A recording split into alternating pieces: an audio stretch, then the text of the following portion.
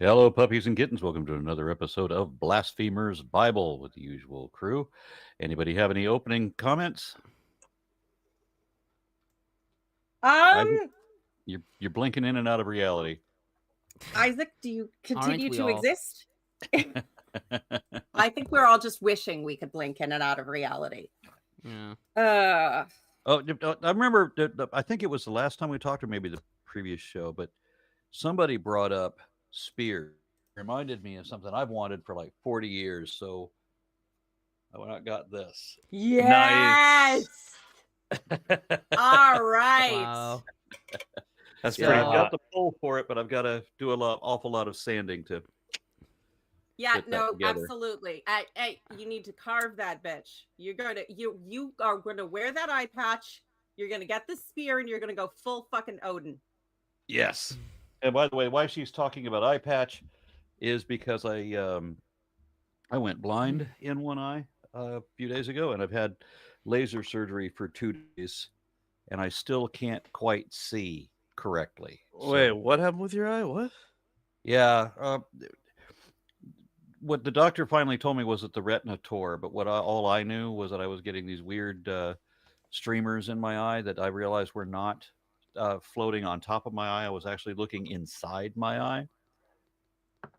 And you're not wearing an eye patch right now because... Well, they didn't give me one, and because if they did give me one, it would have been white. I have an eye patch that I made myself out of leather, but it's for the right eye. So, Well, if you turn it like inside out, I guess you could use it for the left eye, right? no, it's a leather dome cap, and it's decorated and everything. It's a proper pirate eye patch. All right. I could figure Not out be how to make it inverted work and on your reversed. left eye. I'm sorry, what? I could figure out how to make it work on your left eye. It's not that hard. You just gotta rotate the way that it's placed. God. Yeah, I was a man. little annoyed when I went into the drugstore and they have eye patches there, but they're white. Ugh. Yeah. No, Why no, would no, you no, have an opportunity to wear an eye patch or a justified reason to wear an eye patch? You walk around with a big white fucking Band-Aid. Yeah. No. That is pretty No, dumb. you put I the would white also Band-Aid throw myself off the underneath. ship. Okay. Well, you are a dramatic bitch, which is why I love you. I remember in elementary school, primary school as we call it, if someone had like a lazy eye, the doctors would give them like this big sticker, would just like go on, like stick to the eye to cover the good eye to make the lazy eye work more. I Yeah. was like, yeah, why couldn't they give them like a nice eye patch? So they give them this like white. Yeah, I don't know if circle any of you thing. noticed, but I have a lazy eye. Nope, Maybe too didn't subtle notice. for you to pick up on. No, I And I think tried that to correct it as was advised by putting an eye patch over the good eye. Hmm. That did not work. And don't drive that way. No, binocular vision is very necessary for driving, which is why Lilandra probably took away your keys, because she is a sensible woman, and that's why married men live longer, because y'all Yeah. are idiots sometimes. I love you, but you're idiots. yeah. So who's reading today?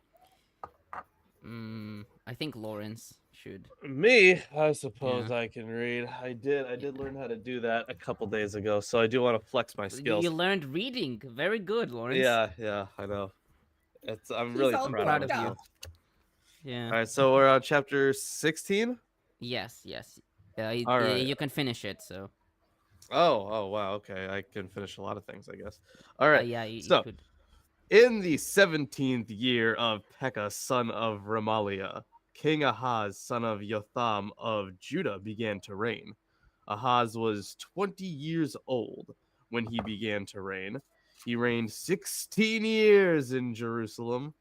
He did not do what was right in the sight of the Lord his God, as his ancestor David had done, but he walked in the way of the kings of Israel.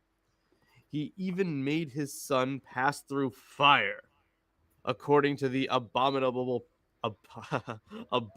practices of the nations whom the Lord had driven out before the people of Israel. He sacrificed and made offerings on the high places, on the hills, and under every green tree. Then King Rezin of Aram and King Pekah, son of Remaliah of Israel, came up to wage war on Jerusalem. They besieged Ahaz, but could not conquer him.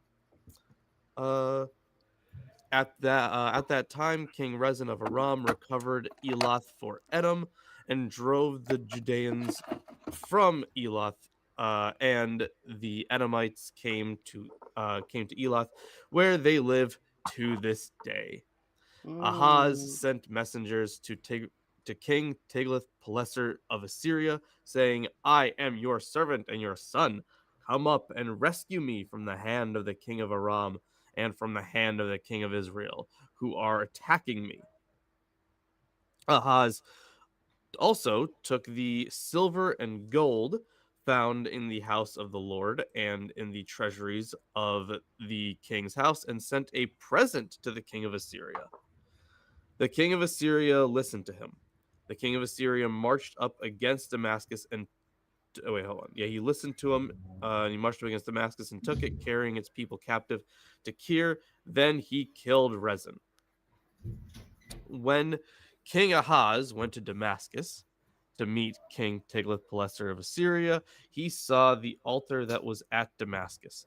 King Ahaz sent to the priest Uriah a model of the altar and its pattern exact in all its details. The priest Uriah built the altar in accordance with all that King Ahaz had sent from Damascus. So did the priest Uriah build it, before King Ahaz arrived from Damascus. When the king came from Damascus, the king viewed the altar. Then the king drew near to the altar, went up on it, and offered his burnt offering and his grain offering, poured his drink offering, and dashed the blood of his offerings of well-being against the altar. The bronze altar that was before the Lord he removed from the front of the house, from the place between his altar and the house of the Lord, and put it on the north side of his altar. King Ahaz commanded the priest Uriah, saying, "Upon the great altar offer the morning burnt offering and evening grain offering, and the king's burnt offering and his grain offering with the burnt offering of all the people of the land, their grain offering and their drink offering. Then dash against it all the blood of the burnt offering and all the blood of the sacrifice. But the bronze altar shall be for me to inquire by." The priest Uriah did everything that King Ahaz commanded.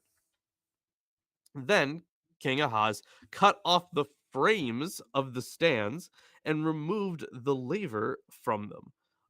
He removed the sea from the bronze oxen that were under it, and put it on a pediment of stone.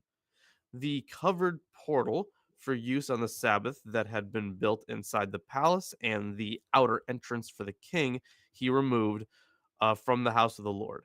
He did this because of the king of Assyria. Now, the rest of the acts of Ahaz that he did, are they not written in the book of the annals of the kings of Judah? Ahaz slept with his ancestors, and he was buried with his ancestors in the city of David. His son Hezekiah succeeded him.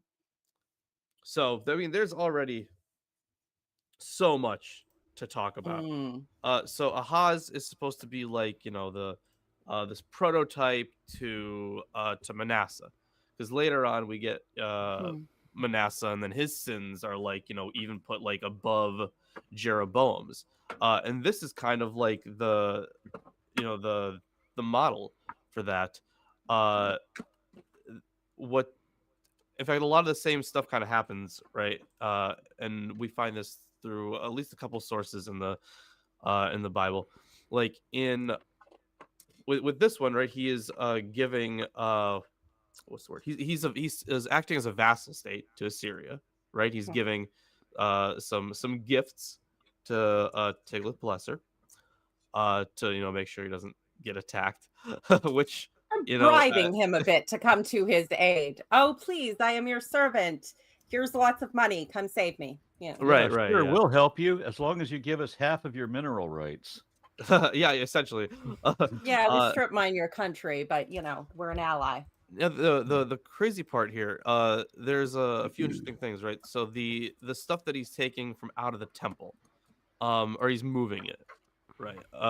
So according to this, at least, it's not that it says that he removed it because of the king of Assyria. But I'm not sure if that carries the implication that he gave it to the king. I don't think it does, because some of this stuff. Well, actually, hold on. This stuff I'm not sure if it exactly is mentioned, but later on, when we get to the actual destruction of the temple, we're gonna see that a whole bunch of stuff is destroyed. Like like the Babylonians destroy everything that's gold in the temple, or everything that's like covered in gold.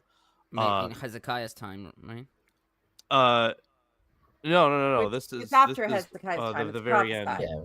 during No, Hezekiah's Hezekiah, time. but Hezekiah did bring all the gold to Yeah, Assyria, the I gold think, plate. right? Oh, right, Yeah. to bribe the Assyrians to go away, Yeah. and then Yeah, we get obviously to that. It's the gold Yeah. plating of the doors and stuff. He doesn't. Yeah, But- and then Yeah, like but and then essence. the temple destruction, yeah.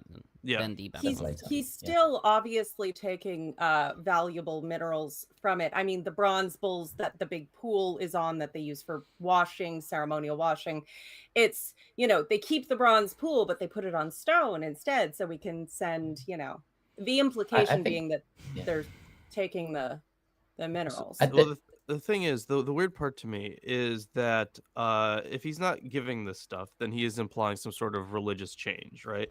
At least in some sense. But if anything, like Assyrians, they wouldn't have cared.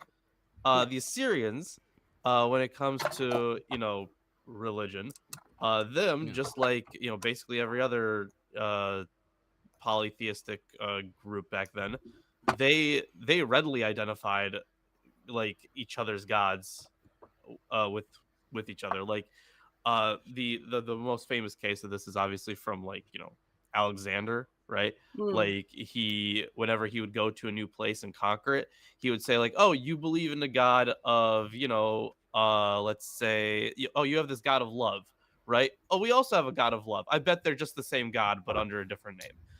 And they would it's very syncretic. A lot of these practices would be kind of just combined, or they would do whatever the hell they wanted. And that's kind of the nature of those old polytheistic traditions. That's not the way that Assyria worked, though. Yeah, but sorry, go ahead. No, my point was like that they would not have had like an issue with this temple necessarily. They would have wanted some stuff in the temple, but they probably wouldn't want like them to change their entire religious It framework. seems to be just influence, like he himself like influence, changed it because of that's a bit of a misnomer, because the way that Alexander did things with the syncretism and trying to bring people on board, which actually sort of just turned into colonizing everything, but he was trying, was a different way of doing things from the way things had been before. Before, you would recognize the gods of your competitors, but you might take their idol and be like, haha, look, our conquered king and conquered god, ha ha ha, he's our bitch. Or you might steal his things, or you would in some way symbolize that this god was now subject to your god because you conquered him, and whatever. The idea of like imitating somebody else's entire sanctuary, like you're not going to do that unless you want to get the sort of plead with their god to take your side. So it's a very strange way to lay it out. Yeah, this entire section is strange, right? Because especially with the I mean, there's a reason you want to kind of throw this guy under the bus, right? Because my guess is that, let's say he did change the temple in some way. Let's say he moved around some objects. In later years they'd be like, wow, that was really fucked up for him to do that. And then they wrote stuff about him, like throwing his sacrificing his children and shit like that. Yeah. So it was a demonization campaign, and that's probably what happened with Manasseh too, because Manasseh, at least according to Chronicles, it kind of has a redemption arc. Well, he has a redemption arc, but he kind of makes he also acts as a vassal right? Mm. And because of how much he does, they also kind of throw him under the bus using the exact same mode. Like, oh, he I sacrificed his kids. Did you guys know that? Yeah, Uh, he's a a baby lot of killer. historians in the ancient world Yeah. love to do that shit. It's and it's important to note that the narrative later is very frankly, it's very racist. It's very like, we're the best and our God is the best and we should never have been vassals to anybody. But the truth of the matter is these kings are dealing with a situation where they are not the biggest dog in the block. And bribing more powerful kings to stay on good terms with them is the responsible thing to do as a ruler that ends up with you living and your subjects living and not being slaughtered or sold as slaves. That's how you survive in that environment. So it's very easy for later people to say, oh, they were groveling to other gods, they were bad, they were evil. They were making the politically advantageous decisions at the time. And yeah, priests get really salty when you take their shit to buy our freedom, but it's not going to turn out better for them if you don't. Yeah. You know, priests it's die easier. on a sword as easily as anybody else. So It's much easier to blame the fall of the kingdom on this king who was so evil and blah blah blah. right. There was As one opposed to just interesting we're about weak. yeah. I mean, one of the character assassination things about King Ahaz is his name. His name is he in Kings at least he's consistently called Ahaz, but his name was most probably Yehoahaz. He Yeah. had a Yahwistic name, Yeah. and I think the Syrians even have him recorded as using that name as well. Yeah, So- they do. So the idea that maybe he wasn't like he seems to have been over time made more evil and like obviously he was the one who got the Syrians to attack Although the Israelites. I think was the I think one who- Ahaz. Yeah. Sorry. Yeah, let me No, go on. just Sorry. Yeah, and he was the one who removed those. Didn't you know that King Solomon was this great king and he built all of these great treasures for the temple? Where are they? Oh, Ahaz, he got rid of them. He got rid of those the oxen that carried the bronze bath. He was the one who got rid of the 12 wagons with metal work and stuff like that. And he was the one who replaced the bronze altar with this one that looks just like the one in Damascus. Why do we have an altar that looks like the one in Damascus? Oh, that evil king. He probably he was the one who built it. Which is weird because we do have Solomon building an earthen altar. So what? This is not the bronze altar that from the from the Moses. tabernacle that was used Right. for those smaller ceremonies. So what's going on here? Like, is it? And like, the rabbis try and figure it out, and they're like, maybe it's referring to like the bronze, like utensils of the altar, or something. I think it's a pretty good point that this, with the retcon, they can always pretend they were greater than they were in the past. I mean, history doesn't put David as anything more than a petty local warlord. And Solomon is, may have existed in some sense, but the image of him is almost entirely mythical. So yeah, you can absolutely be like, oh, we really had all these great things. They just, and it's bullshit, but it's a convenient way to character assassinate your enemies and hype up your mythical golden age of the past that we should all aspire to, which keeps control. Yeah, and every time a bad king was attacked, he would ransack the house of the Lord and and take all the gold and all the things, and it seems to have happened multiple times. He took all the gold, right? And somehow the next time there was more to be taken. Well, maybe what was the value of this story? I mean, this again, I'm always coming back to this is God's one attempt to impart His message. This is the God-breathed account, right? This is God's word. No, that's not really. Christians. Yeah. No, the point of writing something like this would be to explain some travesty that happened. Yeah. So, like, if you believed that at one point in time your people followed this God perfectly, it's hard to justify a destruction the size of the Assyrian invasion or the Babylonian exile, because that would imply that your god is a weak little shit. So you have to instead make the people beforehand so bad that they deserved it. So that's kind of what And at the same time, you can make your god even more powerful because he can control other nations. Right, yeah. And then okay, so first, okay, so sorry, spoiler alert.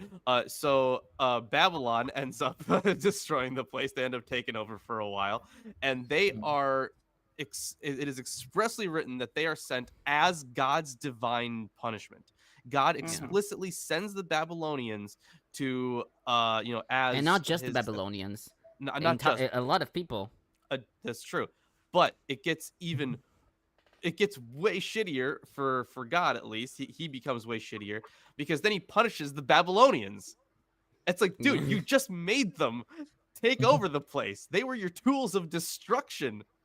Yeah. And this is, I mean, honestly, it's just copium. And we see it right now with the idea that 5D chess is going on every time there's a loss and every time there's a win, or even the appearance of a win due to bullying and manipulation. It's because of genius and all the rest of this nonsense. The truth of the matter is, God, from any assessment, was fucking incompetent and useless.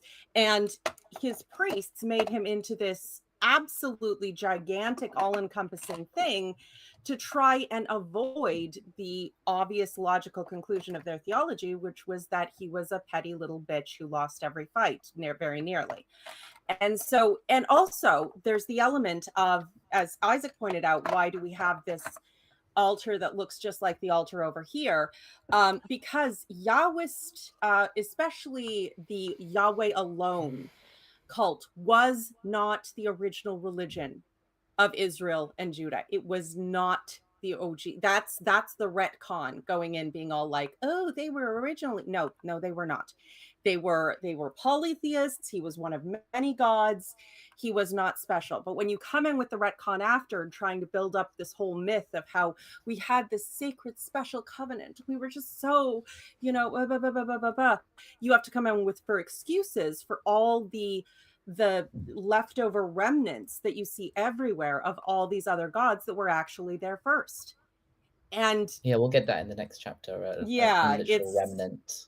But, it's something you see all through. And once you're aware that it's just a retcon to try and make God more important than he ever was, it makes more sense. I mean, an important thing to mention is that really, really with this chapter, or maybe a couple of the chapters before, we're really getting into historical like time period right now, like of, I'm saying it's all a historical time period, but I'm saying like the stories, we're actually getting more historical stories like that. The king is talking to like in this chapter, right? He says he's getting attacked by the king of Aram and was it Pekah or of the north, of the north of Israel, and then he, in order to get rid of them, he gets the Tiglath-Pileser of Assyria to to attack Aram and Israel, and this is pretty much what happened. Like we have actual writings from Tiglath-Pileser himself. We know exactly how they went down, like through right, Israel, but it doesn't match. Obviously, it's not 100%. Right, yeah, example, but we know that, like, in a very general sense, like, we know that the Assyrian invasion happened. Yeah. But pretty much at this time, it was these three kings were actually all already like submitted to Assyrians, and this is more of like maybe they were rebelling, or they were attempting to get Ahaz to join their rebellion, and he refused, and because of that, he didn't get destroyed by Tiglath-Pileser when he came in finally. And it's not like Tiglath-Pileser wasn't planning to conquer all of this land and go into Egypt as well. So, the idea that Ahaz like asked him to save him from being attacked by these other two, and then he comes in and kills them because of that, is like, it's a bit of a stretch, but it's at least we're getting really close now, because Assyria is a monster at this point in history. Like, they are the local one, they're fucking vicious, but two, they're the most powerful in that region, no contest. So they could absolutely railroad everybody, but war is expensive and it's cheaper to have vassal states who are like, yeah, we know you can kill us. Just, here's taxes. Please be nice. We'll be nice. Everybody play nice. And so this was, in a sense, for Ahaz a test of loyalty, which from the Assyrian point of view, he passed. Of remaining loyal. He's which, the evil. he's the bad king. Yeah, of course, because he didn't pick a fight with a monster he couldn't defeat and get all his people slaughtered and enslaved. What a bastard. Yeah. We got a comment here. Ben One Eye offers 100 Romanian lei. Thank you very much. And says, Happy International Women's Day. Ben One Eye. It sounds like a Talmudic rabbi, Ben Yanai, the son of Janaeus, like Ben Yanai. I'm here repping for the ladies. Maybe not Pharisaic name, but yeah. Whatever. By the way, I mentioned on a previous show that I was going to bring my python to the American Atheist National Convention, but then I saw that the laws in Minnesota were all anti-reptile. But I contacted the state because I was seeing some discrepancies in the way the law was written. So I got a special permit for that week that I'm there, that I can bring the python into the Yay! Special permit. I'll still be careful because was it LEOs, law enforcement officers, can be quite what's the word? Yeah, keep triplicate copies of that on hand at all times. Trigger happy, ready to throw down. Yeah, trigger happy. That's a good way of saying it. Yeah. Except when there's a school shooter involved, and they're like, if you come to the Netherlands, Arn, you can bring a venomous snake, but you have to keep in mind that there's no anti-venom in the entire country. That's how we probably get rid of snake handler. I don't know. My country is like 400 I respect the FAFO. You can have them, but if you got bitten, you're on your own. Okay. All right. So, Tomer. Yeah. Sounds like you're up. Second. Yeah. One last thing. So Ahaz is meant he there is possibly it's highly likely that, because apparently you can't forge ancient bullae. I don't know why exactly, but the way that they're made, you can't really forge them. Like aging techniques, I guess. We'll know that it's when it's from.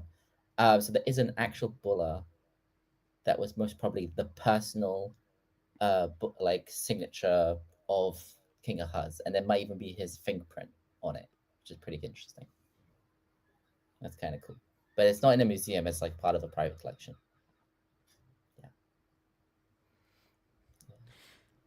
It mentions his dad as well, I guess, which is fine. Cool. Yeah. Okay, so I'll start on his son. Sorry. Okay. So I'll start on verse 1. Ahaz, son of Yotam. Ahaz is a shortened form of Ahaziah and Ahaziah, which means to grasp Yahweh. There is extra biblical evidence for his existence. Cogan notes that the full name Yehoahaz appears in inscriptions of Tiglath-Pileser III, and we have a seal mark of Ahaz Yehotham, king of Judah, as well as one of his courtiers, to Ashana, servant of Ahaz. And Hens-Piazza comments, during his 20-year career, Judah takes a marked detour from its course of fidelity to the Lord. The four previous kings, Joash, Amaziah, Azariah/Uzziah, and Jotham, reputedly had been mindful of the Lord. Their frequent attention to temple matters, along with the positive theological assessment evaluating each reign, set a contrasting precedent to the orientation of northern kings and their antics. Now, with Ahaz's rule, any notion that the southern kingdom was back on track is summarily dashed. That, quote, he did not do what was right in the sight of the Lord his God, end quote, in verse 2, summarizes Ahaz's legacy.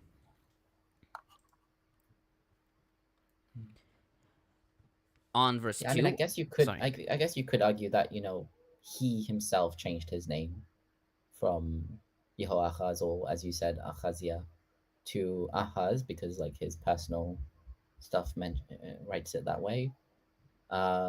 which could be a sign that he was not a strict Yahwist like his parents. Or perhaps he was simply done with the bullshit from the Yahwist priests. Well, I mean, apparently he had a Yahwist, a priest that was listened to him exactly. So it seemed that the priests were listening to him and doing stuff in the temple that he wanted, I guess. Okay, on verse 2, Ahaz was 20 years old when he became king, and he reigned in Jerusalem 16 years.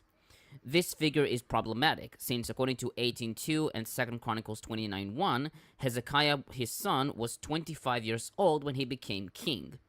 This would mean that Ahaz fathered Hezekiah when he was 11 years old. Giga Chad. Yeah, I mean, that's problematic in the sense of like it's unlikely that this was written correctly, but it's not like it's impossible. Yeah, well, we'll get to that. It's not physically impossible to father at 11. Yeah, I guess. So McKenzie notes that some, like Hobbes, Inrig, and Rabiel, posit a co-regency between Ahaz and Yotham, suggesting that his 16 years are counted from the beginning of his sole reign, so that he was older when Hezekiah was born. He writes, however, that there is no direct support for the existence of such a co-regency in the biblical account. He suggests that at least one of the numbers is erroneous. He writes that there is a good possibility that Ahaz's reign lasted for 6 years, rather than 16. He also notes that Gray suggested that Ahaz's reign was calculated from his recognition by the king of Assyria in 730. Cogan notes that some Septuagint manuscripts on 2 Chronicles 28:1 have Ahaz... it's 2 Chronicles 29:1, I think, have Ahaz being 25 years old when he became king. Thus, he fathered Hezekiah when he was 16 years old, which is a more likely age. No, that was 28:1, sorry. Not 121. Okay. So on verse 3, even sacrificed his son in the fire. Hebrew Bible reads, his son he has passed in the fire. Bno he'evir ba'esh. The reading has been taken by some to refer to child sacrifice. Thus, Josephus in Antiquities 9:243 writes, quote, he even offered his own son as a whole sacrifice according to the custom of the Canaanites, end quote. According to 2 Chronicles 28:3 and the Lucianic Recension, he sacrificed his sons, quote-unquote. This view is also shared by Sweeney and Hens-Piazza, the latter writing that this practice is likely related to the cult of Molech. Cogan notes that some, like Shanda, Montgomery, and Geman, interpret what Ahaz did in light of Mesha's sacrifice during a time of emergency in 327, i.e., when Ahaz was under the siege that the Pekach and Redzin put on Jerusalem, he asked God's help by sacrificing his son. He writes, however, that there is no basis for this idea, and it is based on the sacrifice's nature. In contrast, Fritz writes that child sacrifice was disapproved of in Israel and was not practiced in the Phoenician culture either. Thus, the claim that Ahaz has killed his own children amounts to slander. McKenzie, however, who takes child sacrifice to be practiced by Carthage and other Punic colonies, writes that it had become more common in Judah in the 7th and early 6th centuries, perhaps because of political distress. He nevertheless writes, quote, the evidence for the secondary nature of verse 3b suggests that the reference to child sacrifice is more an effort to add to Ahaz's condemnation than a historical reality, end quote. Yeah, someone made a good point. You said the cult of Molech, like it was a cult. That's what he said. Yeah. Who's that? Yeah, she said, Hens-Piazza. Hens-Piazza, okay. Yeah. Yeah, it's fair to note that some of these commentators are coming at things from a very justifying the religious perspective.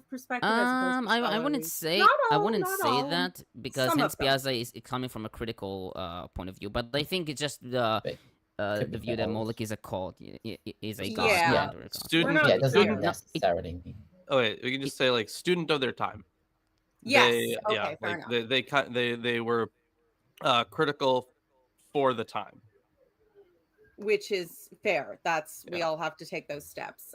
What Molech actually was, we're far more uncertain about now, but I can see, certainly at that time, that being the predominant view.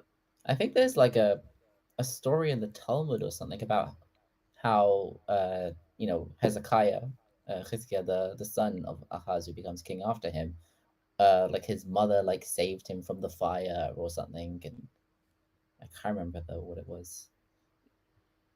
Yeah. Okay. I mean, we'd have the name of his mother. It's like it's Abia or Avi, I think Avi, which is possibly a priestly family. So she might not have been down with this sort of stuff. I don't know. Okay. Most mothers aren't. Sorry. Okay, so on verse 4, Ahaz is the only king of the Davidic dynasty who is accused of worshipping at the high places. In Kings, the people are always blamed for this. Sweeney writes that the high places and green trees are associated with Canaanite worship. For example, the high places are equated with sanctuaries for Baal, and the trees represent Asherah imagery. He writes that such a presentation, quote, ensures Ahaz's condemnation, since he emulates the actions of three major classes of apostates in the DH, namely, Northern Israelite kings, pre-Israelite nations, and those within Israel who violate Yahweh's expectations, end quote. Fritz writes that the repeated accusation of sacrifices is a general condemnation without further evidence, whose aim is to discredit the king.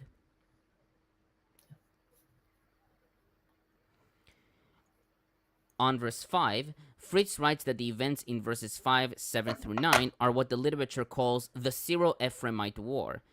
He writes that Rezin and Pekach have besieged Jerusalem to force Ahaz to join the anti-Assyrian alliance. He writes that this presupposes that Ahaz had refused earlier on to side with the opposition against Assyria that had formed especially in the Aramean states of Syria and the Philistine cities of the coast. Sweeney writes that Pekach's decision to ally with Aram, quote, broke the long-standing alliance between Israel and Assyria, initiated by the Jehu dynasty, and it completely changed the balance of power in the region by freeing Aram from the combined pressure of Assyria and Israel, end quote. I got a question. Who's from the comment. Jehu? I only know Yehu. Yehu. I wanted to address a comment from the question from the comments. It says, "What is the purpose of this?" Meaning, what is the purpose of this Bible study? Would you all like to answer? Yes, I would. Arn, that's the troll from last week with new socks. Oh, I see. It's a fair question, nonetheless.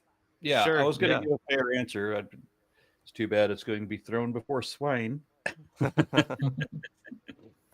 So because my field is religious studies, and I particularly like to study the history of religions, and you can learn a lot about the history of religion by studying the religious text, not as from a religious perspective, but from the perspective of you have to read between the lines, and that's a lot of what we're doing here. We are critically evaluating this text. And there are plenty of times at this point that we have pointed out that something is historical or it reflects real history, like Ontic history.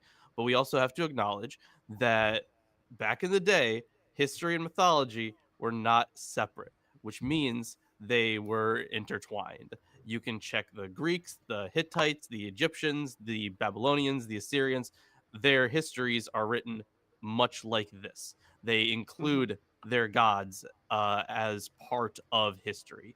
So we need to be able to reconcile all these accounts to figure out what actually happened in the ancient world. And in order to do that, we have to read between the lines and think critically. That is why we do this, because we want to actually figure out not just what happened, but how the writers of these texts felt about what happened. And I'd like to also point out that there's an important element of Particularly, I know in the United States, where the Bible is appealed to often, but rarely understood. It is quite a popular item, but it's not something that people are very literate about. They have a very, I went to Sunday school, childhood version of the stories going on. What is actually known by scholars through archaeology, through the analysis of the texts and the reconstruction of how they were put together, the vision that is brought together by multiple different areas of research is really quite interesting, and I find it quite interesting. But it's important also to note the impact that it has had historically on thought and on people's attitudes and opinions, and to be aware of that, because that is something that has a real effect on our lives today. And when we say that this or that thing did not happen, or that this is a, an exaggeration, or that, we're not just saying that because, ooh, I think that's the, no, we're talking about, education. We're talking about scholars that we've read, researched about Lawrence's background, looking at the perspective of various commenters over generations and where they've come from. This is, factually based claims, which you are welcome and encouraged to investigate where you doubt or do not understand, because there's a lot here and we can only cover so much. Thank you. I just find the Bible interesting. So Yeah. So on verse 6, McKenzie comments, verse 6 is intrusive. It interrupts the report on the Syro-Ephraimitic crisis in verses 5, 7 through 9, with a note about Edom's recovery of the port at Elat. The secondary nature of the verse is suggested as well by its beginning at that time and ending to this day, and by the term Judites or Jews, HaYehudim, and the use of Neshel in the PL. Cogan and Tadmor assert that the use of Neshel in the PL instead of Kal is late Hebrew, and it occurs only here in the Hebrew Bible. Nonetheless, verse 6 may have historical validity, as it would make sense for the Edomites to strike in the south, while Judah was preoccupied with the northern forces of Aram and Israel. Judah could have been assailed from both ends, essentially at the same time. The verse is the last in a series of texts in Kings dealing with Judah's relationship to Edom, focused especially on Elat, as we see in 1 Kings 9:26, 22:47 through 48, 2 Kings 3:8:20 through 22, etc. And it ends with Edom's independence and control over the port, which would have had an economic impact on Judah. And this can also help us. I mean, maybe not date the book, but we can maybe date. Possibly when this verse was written, because it's talking about the Edomites are now living in Elat to this day. They're concurrent to the writing of this verse, at least, which is it comes up quite a lot. And it's worth the noting beginning of when the it verse feels is shoved in like I mean, that. there is a the beginning of the verse is funny because it does say that the King Retin of Aram recovered Elat for Aram, although apparently there are it's possibly that this is a mistake, and it should really say that he recovered it for Edom, and then the Edomites have lived there to this day, sort of thing. Doesn't really make sense that he recovered it for Aram and then the Edomites moved in or whatever. But that's a minor problem, I guess. It's indicative, though. I think a lot of the times everyone declares victory, even the guy who obviously lost and had to buy his freedom. So it's, everybody says they won. Everybody won. Everybody go home now. It's so you look at it a bit like that. You're like, yeah. So, All right, we have another comment from Satan616, offers 25 Romanian lei. Says, for all the women fighting against Mango Mussolini, Elon Muscolini, and Vladimir Futon, aka JD Vance. Thank you. Vladimir Futon. I like that. Well, futon is a bed, not a couch. I'm sorry. Futon can be both. A futon goes between a bed and a couch, and I'm certain JD has fucked one. Well, the original, yeah. I'm sure JD Vance doesn't see the difference yet. And then Ronaldo Martinez offers $5 and says, I live in a devout Christian Catholic family, and that's close to hell, in my humble opinion. Oh, they're not even the I can do whatever I want as long as I rinse and repeat at the the confessional kind. That's unfortunate. Yeah, I'm sorry. you've got the Catholics that don't pay attention to their religion; they just call themselves Catholics, and then you got the Catholics that are really scary about it. Yeah, that's unfortunate. Just lie. Honestly, I never tell people to just lie. Just lie. Just say you went to confession whenever they bring up anything, and thus it is covered and can no longer be addressed or something. Find some theological bullshit to just be like, we can't talk about this because confession and something, and just lie. It for your own sanity. People who will not treat you like a person are not entitled to your truth. Okay, on verses 7 through 9, Sweeney comments, as a vassal of Assyria, Ahaz would be obliged to support Tiglath-Pileser against any insurrection. His statement, your servant and your son am I, is a very clear statement of loyalty by Ahaz to his Assyrian overlord. Ancient Near Eastern treaties are known to label suzerain monarchs as father and vassal monarchs as son, although Assyrian treaties employ the term servant for a vassal. Ahaz's dispatch of funds to Tiglath-Pileser, he referred to as shochad, bribe, connotes Ahaz's payment of a special tribute to his overlord to provide incentive for assistance in a time of crisis. Tiglath-Pileser destroyed Damascus in 734 through 732 BCE, following a protracted siege. His records do not mention the execution of King Retzin of Aram, but there is little reason to doubt that he put Retzin to death. The location of Kir is unknown, although Amos 9:7 identifies Kir as the original homeland of the Arameans, and Isaiah 22:6 associates it with Elam. Tiglath-Pileser also attacks Israel, but Israel's capitulation following the assassination of Pekah in 1529-30 saved it from destruction at this time. That is always an option. If your king is starting shit with the neighbor who's going to slaughter you all, you can always just assassinate him and send his head to the overlord and be like, hi, yeah, that wasn't us. Thank you. I mean, Tiglath-Pileser says that he killed, he had him killed and replaced him, and replaced with the new king.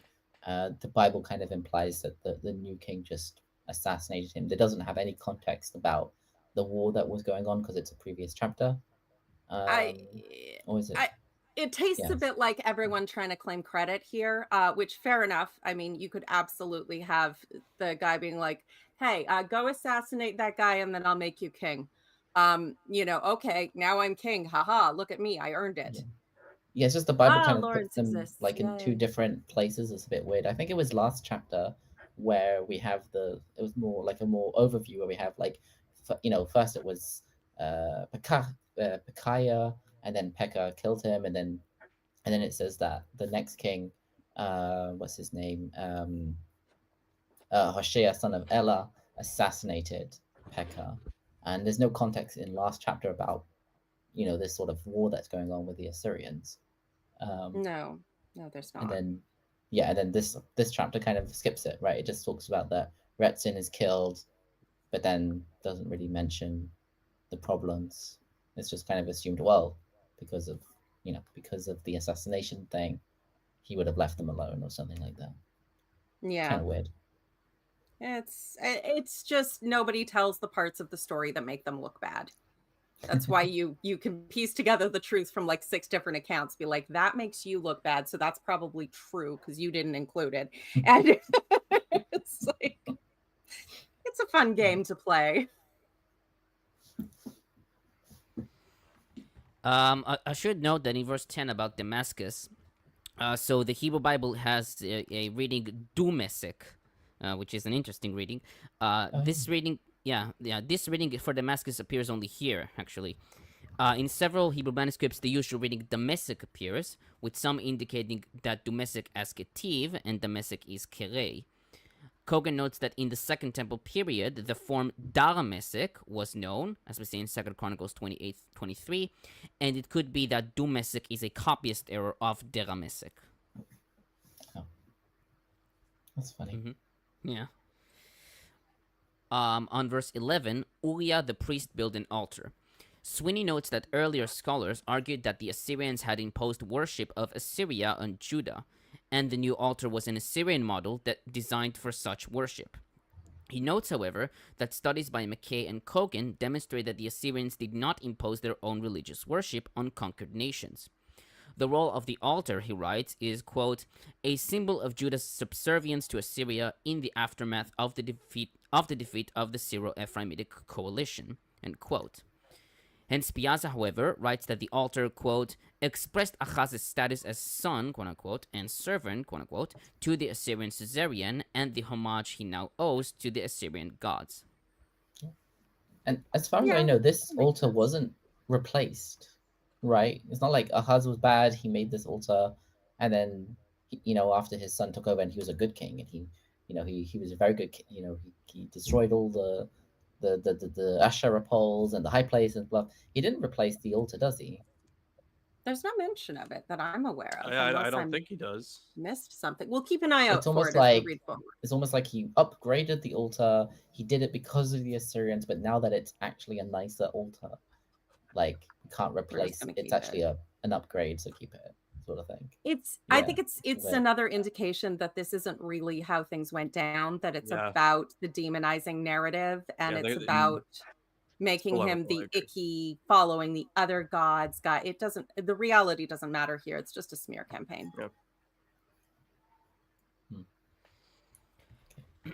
Yeah. On verses 12 and 13, McKenzie comments, the notice that the king saw the altar when he returned from Damascus is best translated inspected. It is parallel to the same statement in verse 10, Vayeret HaMizbeach, where the king initially noticed the altar. Having inspected the altar and found it to meet with his approval, the king moves to dedicate it. This he does with the series of offerings listed in verse 13. Like David in 2 Samuel 6, 17 and 18, and Solomon in 1 Kings 8, 62 through 64, but also like Jeroboam in 1 Kings 12, 32 and 33. Ahaz personally presides over the dedication. He is the subject of all the verbs in these two verses. The order of his offerings, Olah, Mincha, Nesach, Shelamim, is identical to that of Numbers 29:39, which is priestly.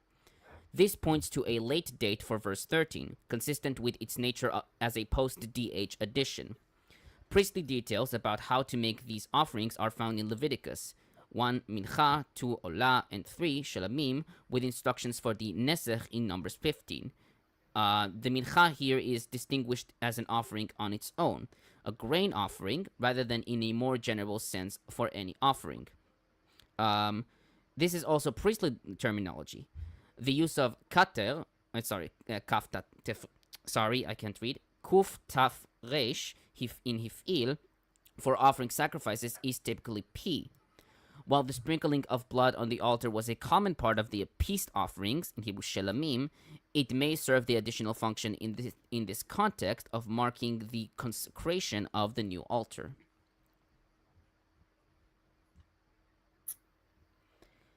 On verse 15, again, McKenzie comments, the reference in verse 15 to the morning burnt offering, Olat HaBoker, and the evening grain offering, Minchat Ha'erev, is revealing for dating purposes. Rentroff and Levine have demonstrated that the practice of making a burnt animal sacrifice, in Hebrew Olah, twice a day, morning and evening, as a regular daily offering or tamid, was a late priestly one, as reflected in Exodus 29, 38 through 42, and Numbers 28, 2 through 8.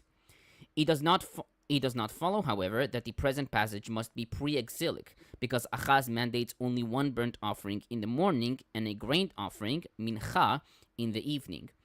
Rentroff shows that there are traces in priestly, in Leviticus 9:17 and Numbers 28:3, of the earlier practice of a single morning tamid, and both he and Levine point to Ezekiel 46:13 through 15, an exilic text, as also presupposing a single burnt offering in the morning. Levine observes that, quote, as of the destruction of the first temple of Jerusalem, we have no evidence of the two-faced tamid, end quote. And that, quote, it is an overtly post-exilic literature that we find references to the two-faced tamid, end quote. For example, 1 Chronicles 16. Exactly when the change from 1 to 2 daily burnt offerings occurred is uncertain, but verse 15, as part of a post-DH interpolation, appears to come from the transitional period when the single morning Olah and the evening Mincha had yet to transition to a twice-daily Olah. Right. And finally, 17 and 18, Fritz comments, the addendum tells first of the removal of all figurative decorations on temple equipment. According to the descriptions of temple equipment in 1 Kings 7:27-39, items were decorated with lions, bulls, and cherubim. Ahaz removed these just like the bronze bulls on which the sea rested in 1 Kings 7:44. Pictorial representations of animals are thereby expelled from the temple. The second notice refers to changes in the temple area. One thing is the removal of a special seat for the king from the temple court. Another, the walling up of the king's entry. This king's entry is likely to be a passageway from the palace to the temple court, rather than a separate entrance into the temple, as we see in 1 Kings 7:12. Both measures imply a loss of privileges for the king, which he enjoys as ruler and highest priest to the state sanctuary. The reasons for this reduction in royal privileges are beyond recovery. It seems to be motivated less by the Assyrian hegemony than by the increased position of the Zadokite priesthood at the temple in Jerusalem. It is interesting, though, because the second commandment is, you shall make no image of anything on the earth or in the heavens above or in the water below, and you shall not bow down to them and worship them is the second part. But the whole having the bulls, the bronze bulls, as the, holding up that tub for the priests is technically a violation of that, even if one that was apparently ordered. Making the whole story is very incongruous in that way. But then, which is why that's part of, because we've found so much imagery of this stuff, like archaeologically, bulls especially bulls. It's and there's of course that famous one with Yahweh and his Asherah. There is like the consensus right now is that they didn't have those laws. They didn't have the rule not to make these images. That was no, not at all. Yeah, that was in an iconistic period, which happened afterwards. Absolutely. But it's interesting that this king is credited / blamed with taking out those images of animals, which would technically, from the retconner's perspective, be bringing things more in line with the second commandment. But he's still the bad guy because apparently he used it to buy off Assyria or something. I will say about verse 18, I don't know if you have a note about this, Tomo, but I think there's a creative thing here where they kind of mean opposite things, right?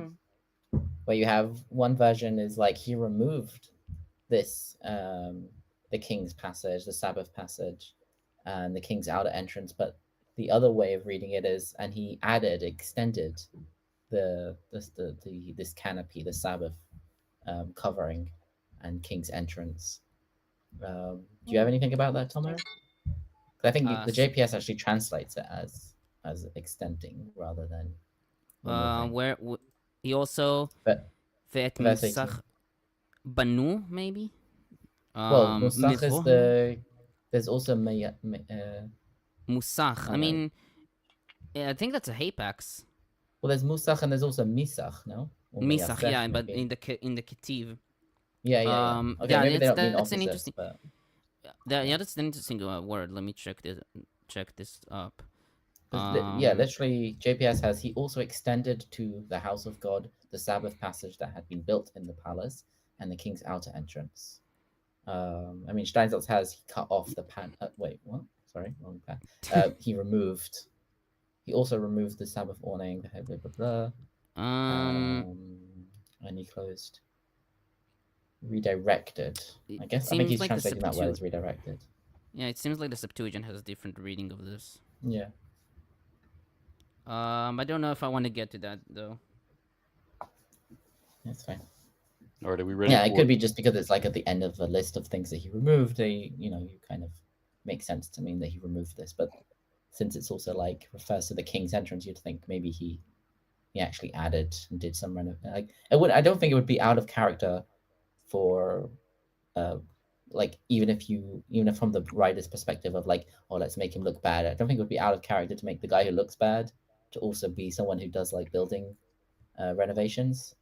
No, I mean, and if that later writing was still close enough to the time, there would have been some knowledge and evidence of what he had done, and so you would have to include that, although you might, try and make it sound bad. Right. That makes sense. Yeah, especially when you have like named gates and stuff like that. Yeah, I mean, it makes sense that like if they had access to these gates, it might even have been like a plaque or something. I said this was built by this king, so it was general knowledge. Yeah, you remember how Nebuchadnezzar put his name on the inside of like the bricks on the inside where they were fit together so that nobody else could claim that they had built this arch but him? I mean, pretty clearly there's a lot of stolen valor vibes going around in this time in history. And so, yeah, but still you have to pull that off with some effect if it's well known or well thoroughly believed in an area that this or that king or hero built this or that arch or gate, then you have to at least have a nod to that if you're going to have people believe your stories. Yeah. And it makes sense because we have like, I think earlier a couple of chapters ago, we had a king who like his story's boring. There's nothing about him. And yet, he built the Northern Gate or whatever it was. And it's like, like it feels like the person who wrote this, they didn't know much about them, right? There's hardly anything they've written, but they knew that they built some gate, probably because they have the gate in, that they could actually look at and be like, well, this is the gate. It's got the name or something attached in the popular imagination. Yeah, it could have been like the name of the gate, reference to who it was built by, or a plaque or something. Yeah.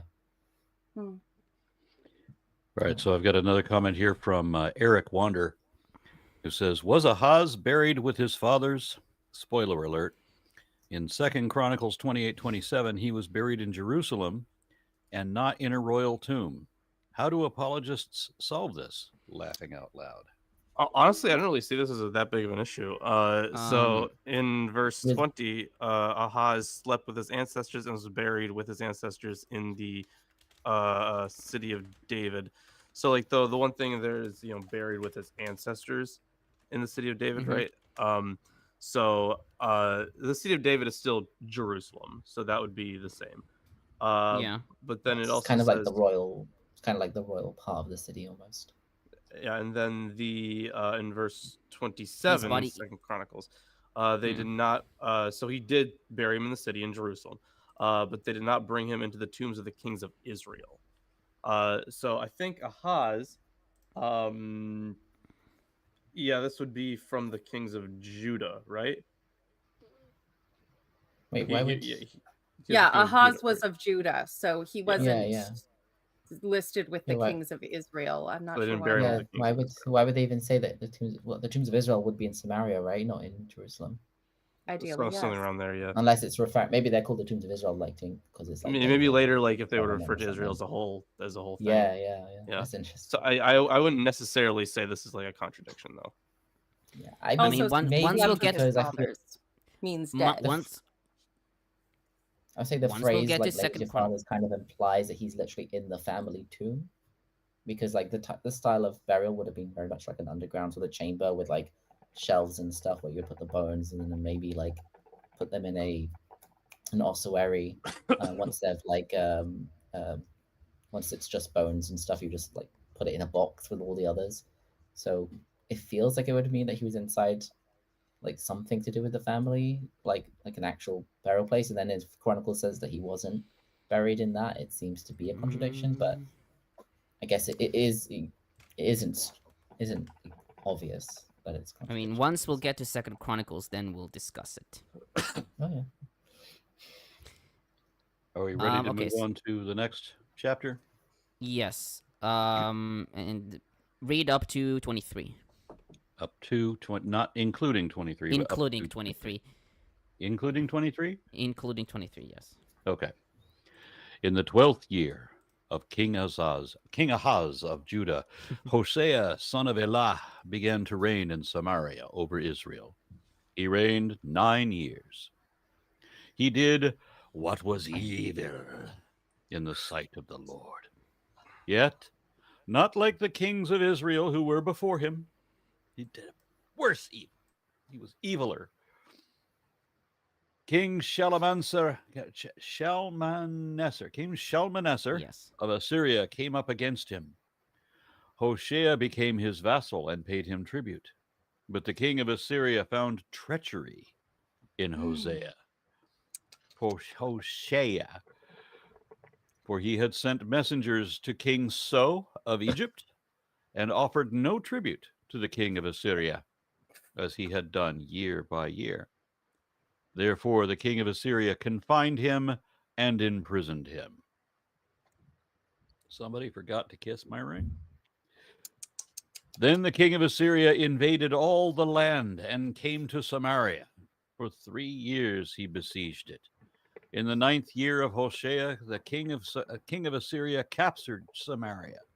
He carried the Israelites away to Assyria. He placed them in Halah, on the harbor, the river of Gozan, and in the cities of the Medes. It's not the harbor, sorry. Yeah, on the It's a place called Habor. Habor.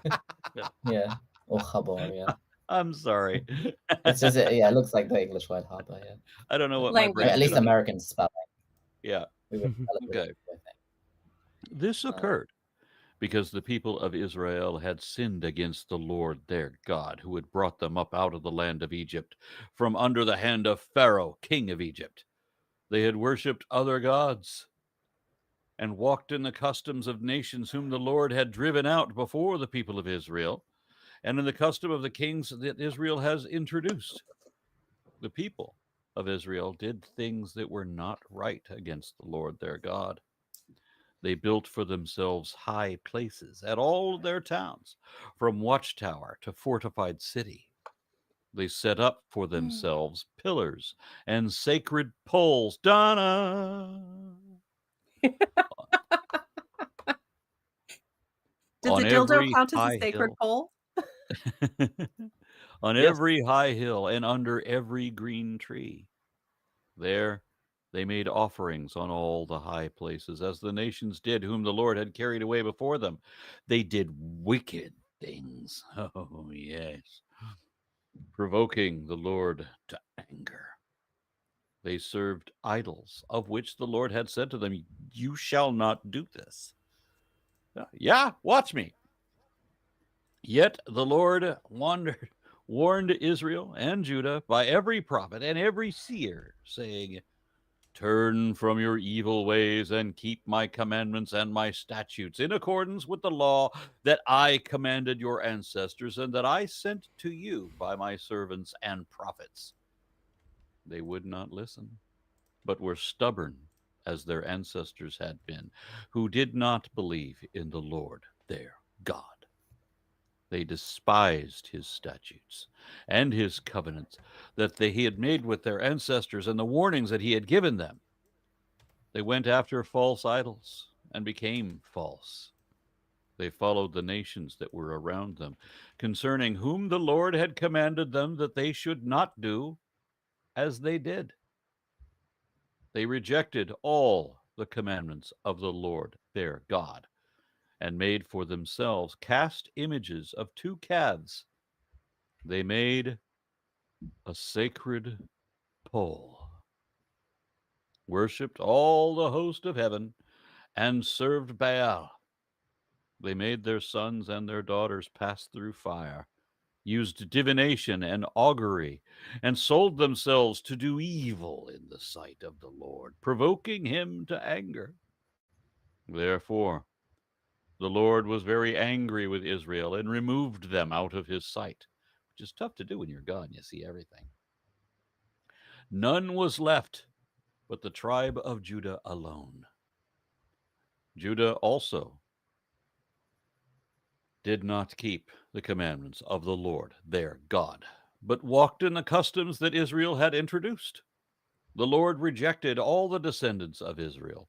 he punished them and gave them into the hand of plunderers until he had banished them from his presence, which again is hard to do when you're everywhere.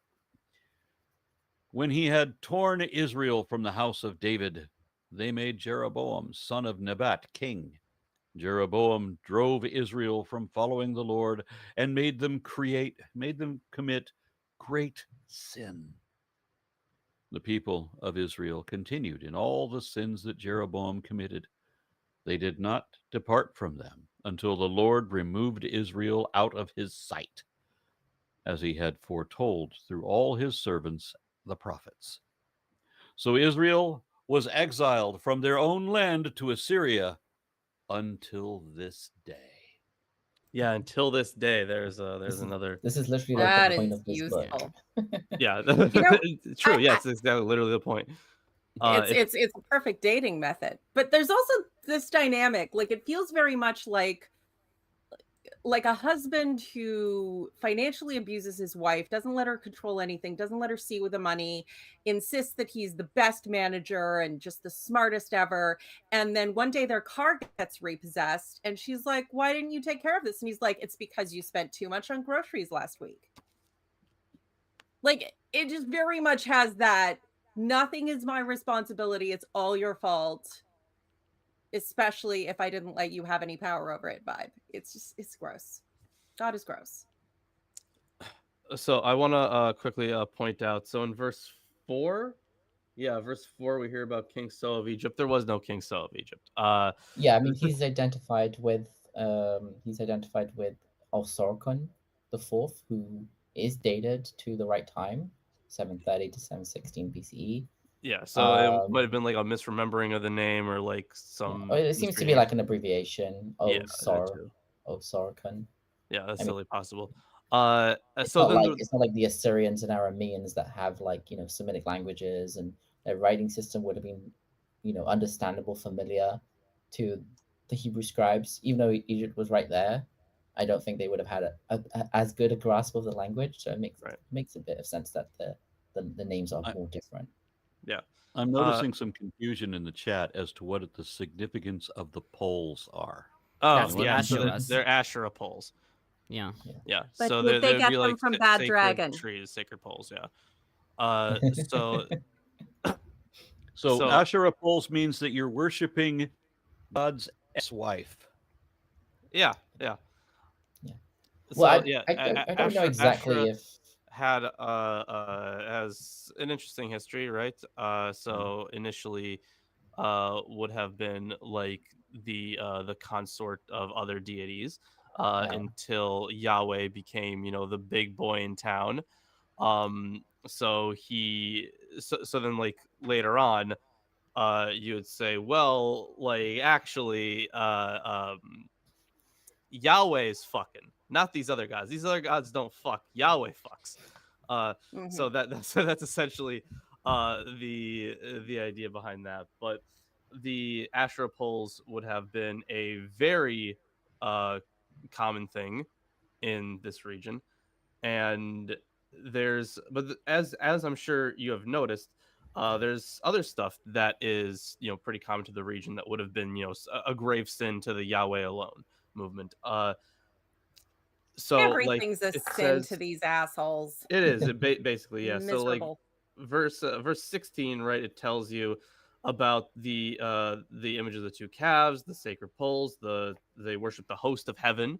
So that would have been you can identify it with like the stars, right? But like they would have had like different identifications and be identified with actual like gods with names and stuff. But that would have been like the host of heaven.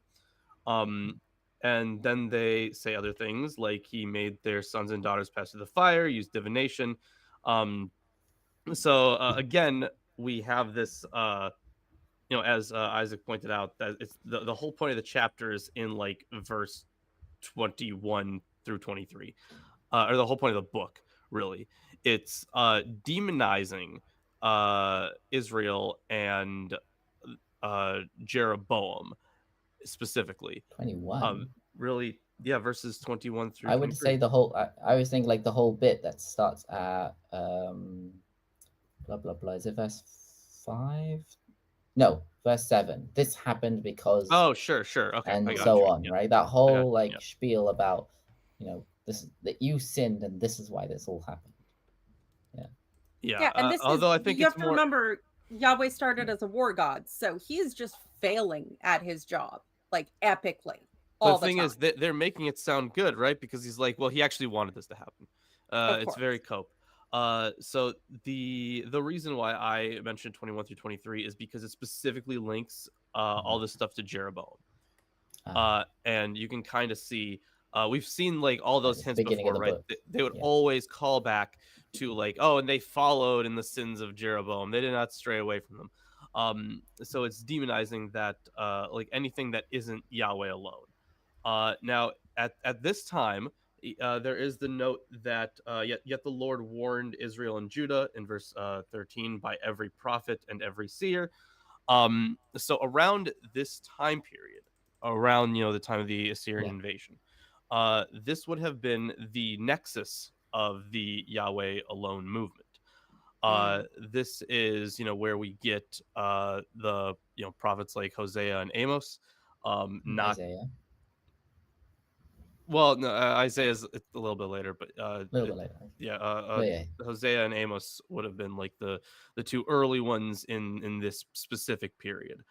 So I thought Isaiah was the bit where he's talking.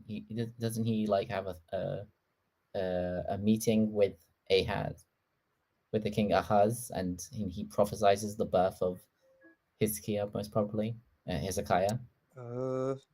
Or Josiah. Maybe I don't remember that. The child shall be born thing, or Hezekiah. Yeah, that's. Oh, I thought it was the prophecy of. Oh wait, are you talking about like the whole Emmanuel thing? Yeah, Emmanuel. Yeah. I think that was one of the. Yeah, I think that was one of the ideas of it being Hezekiah, but I'm not sure if that's accurate. Okay, it doesn't say the name of the king in the story. I don't remember, but like I think that was one of the interpretations. I've heard that interpretation, but I'm not sure if that's oh, okay. Now, yeah, but I have. I mean, it makes sense. I mean, if we're talking about the king of Israel, like that, we don't really have.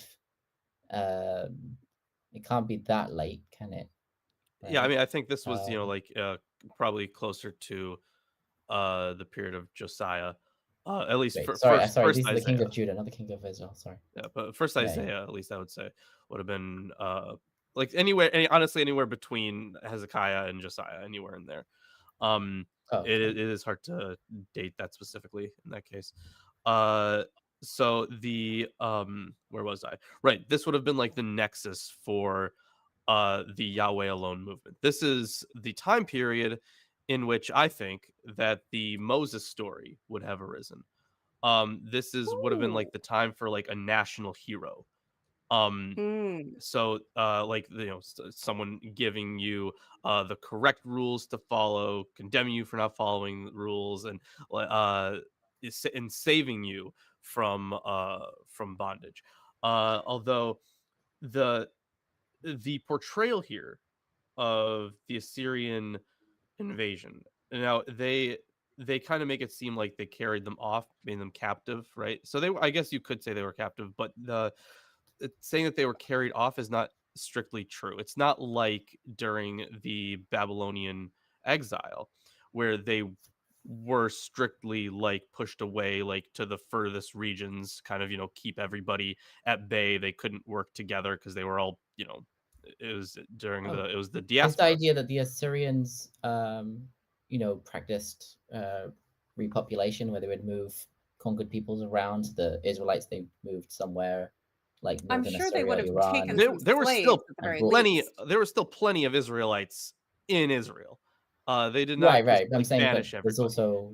I'm saying, is this just a biblical thing that it says the Assyrians took people out and brought people in, different people in, or is that actually something that? Well, the different people being brought in is true. Yeah, that is verifiable. Because that seems a bit like a polemic. Isn't that like a post-exilic thing where like this is where the locals aren't Israelites. Locals are these foreigners that the Assyrians brought in. Sure, yeah. Right. And that prompts a question for me too, because if this is where Lawrence thinks that the hero character of Moses came from during this time period, Yeah. So, I mean, what Isaac just said about being post-exilic, I mean, it always seemed to me, and I think you might have agreed with this once upon a time, but correct me if I've misunderstood that where modern Christians assume that Moses was somewhere between 1250 and 1500 BC, and that they were talking about being enslaved in Egypt at that time. Did I understand you correctly to say that this was a misunderstanding of prior to the Babylonian exile, that they were held captivity there? Did I completely misunderstand that? What do you mean in Egypt? Was that?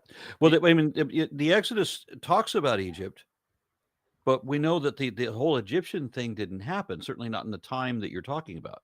Right, Now, yeah. So if once we get to the prophets, to like the prophets proper, I guess, you'll see that there's also a lot of polemics against kind of in the similar vein. We might have to go back to this once we get there. But there's this whole idea about not going to Egypt for help in the prophets, and if they were written in this period where you have this burgeoning Yahweh alone movement, then it would totally make sense to kind of write something like this in here, to be like, oh, well, it's because you sought help from Egypt. Yeah. So I do kind of, and remember, I'm not talking about like, the idea of Moses popping up as a, You mean like Moses, the lawgiver, not Moses, the party, the Red Sea bit? well, I mean that I mean that history is kind of that one's didn't a it little look bit like there more were four complicated. different Moseses? I mean, his story Yes. is like divided I- into four pieces. Look like they're four different guys inspiring one story. I mean, yeah. I mean, they would do like some stitching, but the idea of like any kind of national hero like a Moses, I think, would have started to pop up here. You could have different traditions of this, throughout the years until you have the writing and compilation of the Torah. But I think that the very first inklings would have popped up in the late 8th century BCE. Right, but that's So that is just time. That is yeah, that is during that this would be the time. time that they are talking about here. That's Yeah. very intriguing. And Lawrence was hinting at, it's important to note, and we'll see this in the prophets later, that there was a huge divide because Assyria was the big dog in town, but the only person who could potentially have taken on Assyria was Egypt. And there was a lot of people who were reaching out, Egypt, come save us, and try and drive away, because the Assyrians, they were Right, they which were is what not happens. benevolent overlords. They were very, very stabby. In very, like, if you have to be under someone, you'd prefer to be under someone who's less brutal. So there was a big argument from the prophets of the Lord says to reach out to Egypt. The Lord says don't reach out to Egypt, and it's really just political groups. Everything is the Lord says. Right. But whether or not it was really the wisest choice is not, that's not the terms they're arguing in. They're arguing in supernatural terms for everything. And a polemic against Egypt for those who really did not want to reach out to Egypt and potentially risk being subjected to the worst of Assyrian brutality. They would go hard on that one. And I can't entirely blame them. Yeah, I mean, that happens at the beginning of this chapter, right? Where they reach out to, Hoshea tries to reach out to the Egyptians and somehow gets betrayed, and he gets imprisoned, which is, we're going to see in the next chapter that this is actually the first of two different stories that explain the downfall of the Northern Kingdom, right? There is kind of a... Yeah. Because the next chapter, we're going to do it Yeah. again, but it's going to be slightly different. Yeah, Completely it's like different. I can't remember. I mean, that's Yeah. why, like, some of this is like even with Judah, right? They're like, oh yeah, they also didn't keep the commandments, but they didn't totally stray. They were all right. So like it's kind of keeping them in this state of limbo. Yeah, I'm just wondering, maybe this whole chapter is like an interpolation. Can't we have just a little Carol? I did want to ask you, Dara Lawrence. Dara O'Kane says, how do people talk to God, interact with him, and then decide to worship idols instead? God seems like the Jews are cheating on him with a different God. That's exactly how It it's is, yeah. framed. It's exactly how it's framed, as marital fidelity or infidelity. And Yeah. frankly, it's almost like the stories of all these grand signs are complete bullshit because apparently nobody noticed them at the time. Yeah. There's the thing is, it is funny that you do say the marital infidelity thing, because they are, in later parts of the text that we'll read, especially in the more poetic portions, where Israel is portrayed as a bride. Yeah, It's exactly like an abusive spouse trying to control everything about their spouse, but then also blaming them for everything because personal responsibility doesn't apply to me. I'm special. Yeah, who needs that? So Lawrence, I had a question. You're saying that Moses is later from the 8th century. What about the I am the God that took you out of Egypt sort of thing? Is the idea of them coming out of Egypt and maybe something slightly earlier than Moses? Like they would have had the tradition of coming out of Egypt. Maybe. Well, I'm sure, like you, so like we know that these texts were written afterwards. These texts would have been written around the time of the Babylonian exile. So like at that point in time, once you have already had this tradition about Moses, they would have then when they were writing down the Jeroboam stuff about taking them out of Israel, these are the gods that brought you out of Israel. Once you get to something like that, it would be kind of a later. It would have been because there was this polemic against Egypt that already existed. So you have, as I mentioned, the stuff about not seeking help from Egypt, because they would have just been another overlord, right? They're still a huge, powerful country, and they were dominant in Canaan for a period, which the Bible for a long time. Yeah, definitely. Absolutely. Which means that there would have been lots of small stories and things that would seem to prop up the Exodus narrative that you're building later, and even perhaps a few tales of escaped slaves that could be used to, structure your Moses escape over the Reed Sea, which is now the Red Sea, because reasons,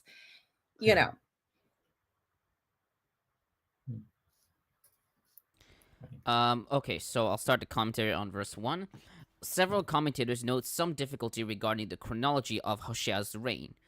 Fritz writes that it is unclear whether Hoshea's 9-year reign reached up to his being taken captive by Shalmaneser V, or the conquest of Samaria by the Assyrian king.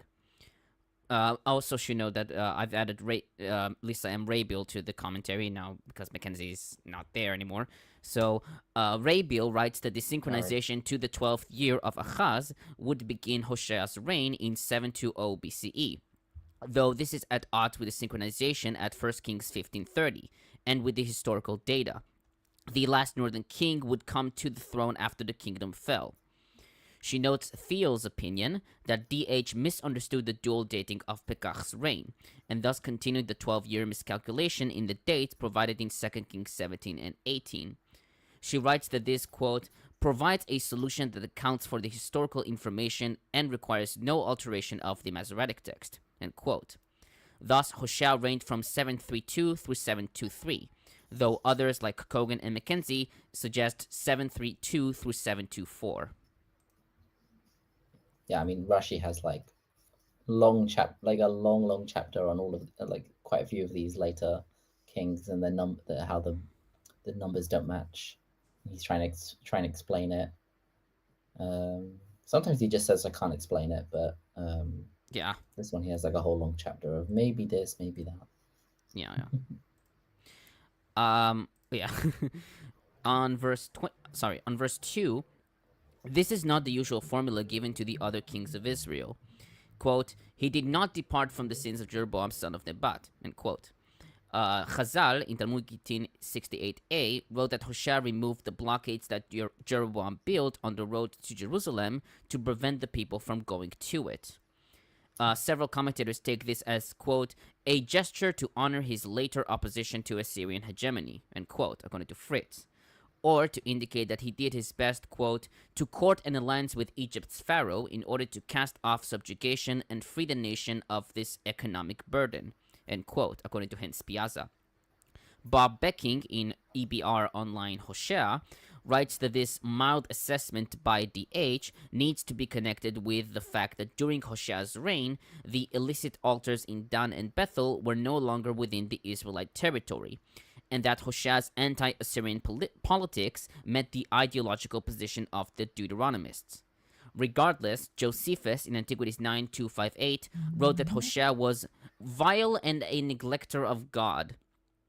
According to the Lucianic recension, Hoshea was the evilest king out of the kings of Israel, which Cogan takes as an attempt to date the fall of Samaria to the days of the most evil king.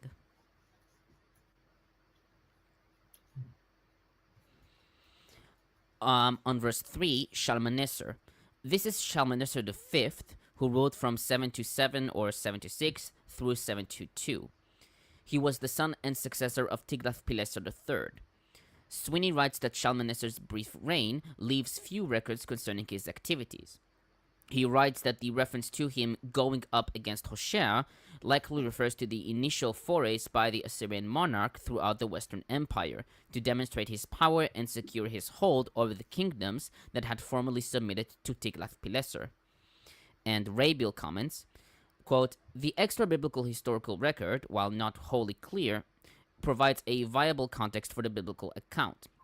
The Babylonian Chronicles record that Shalmaneser ravages Samaria, referring either to initial attacks or the final siege. The Eponym Chronicle provides a 3-year context, 725 or 724 through 723 or 722, in which Shalmaneser's action against all the land, including Samaria, might occur. Although Shalmaneser's successor, Sargon II, also claims the conquest of Samaria, these claims are made late in his reign as he sought to legitimate his rule. His service under Shalmaneser, perhaps as a general, against Samaria makes such claims feasible. He may have been present at, or even have overseen, the siege. Yeah, he's not mentioned in Kings at all, but there is, I think Isaiah mentions him, Sargon. Mm-hmm. And I think the archaeological record seems to imply that he was the brother of Shalmaneser V, and he overthrew him. So that could explain why, who was there and who claimed what victory could be confusing. Yeah. Okay, on verse 4, So king of Egypt. We have no record of such a king in Egyptian sources. Sweeney notes that some identified him with Shabaka, who ruled from 701 through 696, with Silhu, a North Arabian monarch, according to Shanda, or with an Egyptian officer named Sibe. He writes, however, that these proposals are, quote, demonstrably impossible, end quote. He writes that the name refers to Sais, the capital of the pharaoh Tefnachte, who ruled in 726 through 716 BCE. Thus, Cogan suggested amending the text to read, to So, to king of Egypt, in Hebrew, El So el Melech Mitzrayim. While this identification is favored by Rabiel, Fritz writes that So is more likely a distortion of the Egyptian word for the title of king, Naj Sut, and that this king was possibly a minor king of the Delta. Septuagint reads Segor and Vulgate Sua.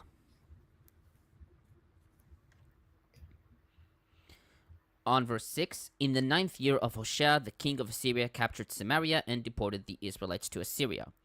Cogan comments, according to the Babylonian chronology, Samaria fell to Shalmaneser V, but the exact year is not indicated. Babylonian and Assyrian sources tell of Shalmaneser's death and the rise of Sargon II at the end of 722.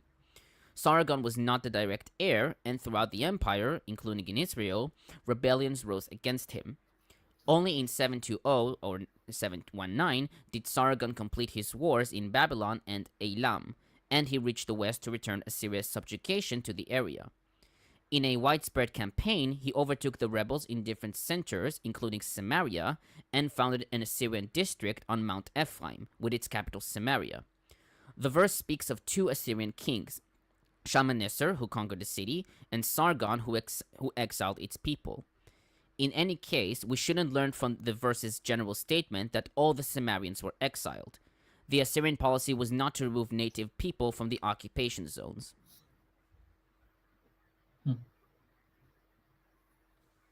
So explicitly, we don't have what the Babylonians did, where they're taking people out of their home territory and moving them around for the purposes of, well, control, I presume. Yeah. So it's a biblical claim then that the Assyrians were, the lost tribes of Israel, because this is what the Assyrians did. They would take people and move them around on purpose. And as you said, it goes against the idea that of the influence of the northern kingdom and the southern, which would explain that they just moved there rather than being sent in exile to other parts of the empire. On that same verse, he settled them in Chalach, actually, in Gozan, in the Habor River, and in the towns of the Medes.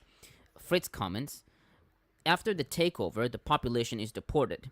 Its resettlement to other areas of the Assyrian Empire is expressly mentioned. Chalach is a province northeast of Nineveh, and the name of the river Chavor covers the upper area along the Chabur, specified further by the mention of Gozan, i.e. Tel Halaf. Finally, the cities of the Medes are to be found on the Iranian plateau north of the Tigris River, with no further specification. These statements indicate that deportation took place to the three different areas of the new Assyrian Empire.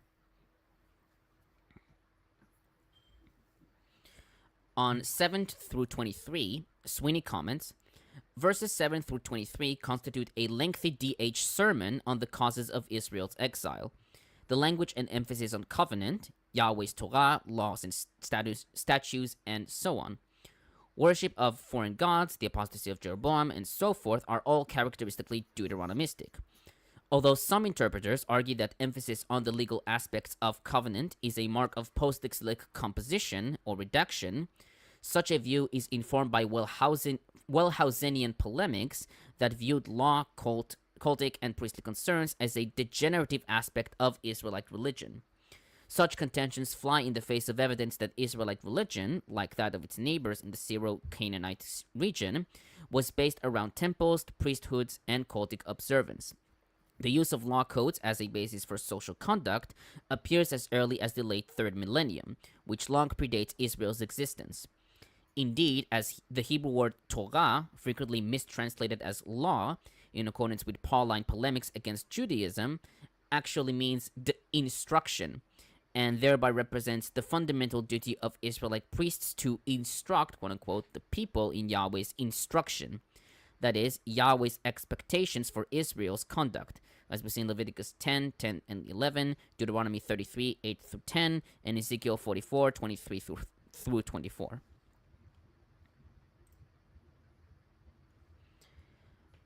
On verse 9, the Israelites secretly did things against the Lord their God. Hebrew for secretly is vayechapeu, which is a hapax. The word probably derives from the root chet pei aleph, and its exact meaning is uncertain.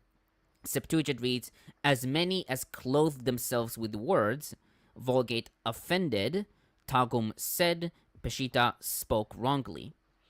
Rabil follows this reading, noting that the Assyrian cognate chapu, to utter, this reading. Traditionals rendered the word as concealed from the context.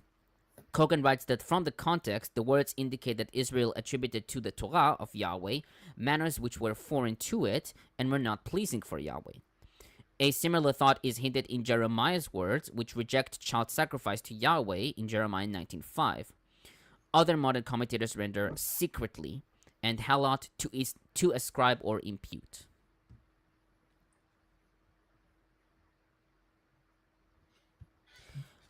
On verses 13 through 17, Fritz comments, the second edition focuses on how Israel has disregarded the words of the prophets who were sent to proclaim the will of Yahweh. The prophets are understood to be less workers of miracles than proclaimers of the law urging to repent. Disregard means the disregard of the law of the covenant granted by Yahweh to his people. The historical development leading to the destruction is thus a punishment for the broken covenant. The covenant had obliged Israel to acknowledge and worship Yahweh as the only God, and to fulfill his will by keeping his commandments, as we see in Deuteronomy 26, 16 through 18. And it is mutually binding. Yahweh punishes the broken covenant by abolishing... Yes? It's not that they disregarded the prophets. They never saw the words of the prophets because they didn't use subways yet. Oh my God, Aaron. No, but joke aside, there is some point to that. The prophets seem to always come in after the fact to tell you why it's your fault that bad things are happening to you, and to say that they told you all along. I mean, the truth of the matter is this covenant that they're referencing didn't exist at the time. It was a total retcon that came in after. And frankly, the Bible is just gaslighting the Jewish people the whole fucking time. Honestly, God is just gaslight. That's all it is. And frankly, I think the best thing the Jews ever did was leave his ass behind. The best thing the Jews ever did was become atheists. Yes. Isn't that right, Tomer? I don't know. I don't And know. there are a lot of good Jewish atheists. Yeah, Tomer, I'm better than you. I did the best thing a Jew could do, as opposed to you, because you were always atheist. Maximum Mishnah. What, being gay? Being atheist. I guess that's just an extra point. Gay in my atheist. favor. You can double down. Yeah. I respect it. I guess. My sister. I got another is gay, comment so- from Kent M. And I like this question. Read this in articles, but Yahweh was a deity that came externally, but was integrated into the Canaanite pantheon until made the central deity after the Babylonian exile? So that okay, so it's more complicated than that. So there is something called the Midianite hypothesis, which would there are a lot of hints, at least throughout the Moses story, that from Seir, yep, where like Moses has a lot of contact with the Midianites in a fairly positive way, and then also where the times where it says that he comes from Seir, which would have been in like the land of Midian, is that does lend a lot of credence to the idea that Yahweh initially came from this other place, and then as people migrated into the area from the Negev, which is like the southern portion, kind of like modern day Saudi Arabia area, once they would have migrated from that area, they brought their God Yahweh. That is one possibility. But the other possibility is that you could just have a new god pop up, but he wasn't really integrated into the Canaanite pantheon per se. Not properly. A little bit with the marrying Asherah at some point, but not fully for the whole mythology. Yeah, and there are those we towns in the south. We have no explicitly like Canaanite texts, because Canaanite isn't like a great term anyways. It's a very rough term. It doesn't like designate like a people necessarily. It just kind of designates the region. Isn't it a common interpretation now that the Canaanites were just Jews living in a No, the Jews were Canaanites, but not all the Canaanites ended up being Jews. Yeah. It's a language group as well that includes Phoenician and not Aramean. Sorry, I'd heard a number of people saying that the Moabites Canaanites were just another group of Jewish people. So I'm not sure. So they wouldn't have been a group of Jewish people, but so Jewish I think is an anachronism here. But the Israelites would have been another group of Canaanites. The Israelites would have been descended from Canaanites. That's another possibility. Got the dog and the dashend mixed up. And you can have like a new god arise naturally. I mean, people make up gods all the fucking time. So he wasn't necessarily Well, he wasn't necessarily like integrated into the Canaanite pantheon because we don't have any texts that talk about Yahweh at all from from like Canaanite mythology explicitly. And at the point that we do, you would still call it like early Israelite. So like there was already like a shift by that time. So the answer to your question is kind of, but sort of, it's complicated, which is unfortunately the answer to pretty much everything, because definitely say that. Not a natural original part of the OG pantheon, and definitely several lines that say something came in from the south, maybe Midianite, maybe Moabite. There's some Moabite touches in there too. The towns of named after him, older towns, way older towns. So yeah, but it's not entirely clear. Yeah, you could say that Israelites are Canaanites that have brought in Yahweh into their pantheon, and then eventually over time kind of worshipped him more and more centrally. But it is possible that there were other Canaanite groups that at some point or another, like maybe Moabites or Edomites, also had Yahweh as part of their pantheon, but maybe they never had him become the supreme god like the Israelites did. Yeah, it's not like he's mentioned in like any of the texts from Ugarit or anything. No. There is another Okay, comment. and then Pandora's Pinata offers £5 and says, "Remember, kids, it's Ramadan, so be sure to leave milk and cookies out for the Prophet Muhammad." And to celebrate Ramadan, I have some Turkish candy. This is Damla. This is really good. It's taffy, but it's like way better. So a regular brought it in to work yesterday. He had he brought in a whole carton of these things, and he was like, I was just cleaning out my pantry. So then he was just giving them out to people. So these are dope.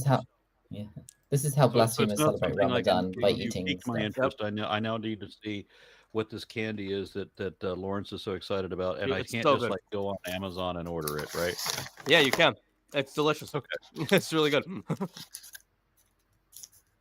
I have some purple taro mochi. Yeah, purple yam and taro. Sorry. I just ate chocolate. And I have obviously, on the Danger side of Noodle the Island bourbon barrel aged imperial stout. See, with snakes on it. Yes. And I haven't finished my commentary. Yeah. I was yes. mid-quotation. Yeah. So I'll continue the comment. Yahweh punishes the broken covenant by abolishing Israel's sovereignty as a people at the hand of the Assyrians. The Deuteronomistic redactor once more makes clear that Israel alone is to blame for its bitter fate. He also adds a negative judgment on Judah in verse 19, comparing its behavior to that of Israel. On verse 17, they sacrificed their sons and daughters in the fire.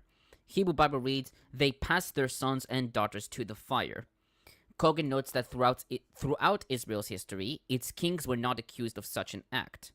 He writes that the writer copied the list of forbidden sorcery and magic in Deuteronomy 18, 9-11 to here, in order to maximize the charge against Israel. Are you saying that this was manipulated with deceptive effect? I guess, yes. What can I say? The prophets of God do be a bunch of petty bitches. Mm-hmm. Okay, on verses 19 and 20, Hens-Piazza comments, as if to dash all hopes for a reinstatement, not only will Israel be cast out from the Lord's sight, Judah too has been earmarked for punishment. It receives its own condemnation. Like Israel, its punishment will take the form of exile. Infidelity before the Lord has reached a fatal limit. All has come to an end, and the responsibility for its fateful finale is laid to the feet of the people themselves. The exile will not be temporary. As if to witness to that fact, as the narrative description closes, exile is described as a permanent condition continuing until this day. I got another comment that I'm a little confused about. Ronaldo Martinez offers $5 and says, "What about disrespecting the Christian versions of Christmas and Easter?" Anybody understand the context of this question? Where is anybody? I think we're disrespecting Ramadan. Yeah, disrespecting okay. Ramadan, and Easter's coming up soon, so I'm sure we'll Yeah, have but what's the sass for Christian it. version of Christmas? Which, just to remind everybody, where I'll be on Easter weekend, American Atheist National Convention. It was the best weekend to do that because everybody's got the day off. And you're not going to have competition for that slot of people. Definitely. Yep. Everybody's looking for something better to do than church. And well, I mean, Easter is lined up with Passover, obviously, because I understand there's a link there. What's the Christian version of Easter? Is that like as opposed to the the Christian and Jewish version? What's the Jewish version of Christmas? It involves a pagan god in the form of a rabbit that lays eggs. And somehow the rabbit is male and a mammal. A Germanic Esther. Yeah. Esther, I believe. Although Easter also sounds a bit like the Hebrew Esther, but I don't know if there's any connection there. No, I think Digital Hammurabi made a video about it. Yeah, just no. The original. I mean, in other languages, Easter is called Pascha, which it definitely is cognate with Pesach or Passover. Yeah, it's funny how many people think that the stories built up around holidays are really the origin of them. It's not. People just like to have parties. We should do a show on the Thanksgiving one time. Okay, then I have to research Canadian Thanksgiving because ours is cooler. More pirates, less genocide. Oh, pirates, that's pretty cool. I'm just thinking that Thanksgiving is the most jacked up of all of the histories of the holidays that I have. That's the one that is the most perverse. I mean, Christmas is pretty bad. Yeah. And so is Easter. It's an American holiday. What would you expect? Genocide, but we also put on a peaceful veneer afterwards to pretend we didn't do a genocide. Yeah, that's very American. Yeah, and so what is painted is that our neighbors came over and brought food, and we ate their food, and it was all very neighborly. When actually the day before, the white settlers had genocided several hundred natives the day before. Slight variance in the story. Yeah, it's like hearing all the time how the neighbor brought over a nice casserole, and you actually find out that really dad went and murdered their family and brought over the casserole from them. Gosh, this tastes like little Timmy. One of my favorite movies, one of my favorite lines in one of my favorite movies. Yeah, this tastes rather like human flesh. Yes, it does. Oh God! How would you know? Hey guys, I think Tomer should finish his commentary. Yeah. I'm sorry. He's gonna get around to it. You know how he delays. Yeah, I'm always delaying, right? There are 2 more comments. Maybe you should read them. Plot unluck.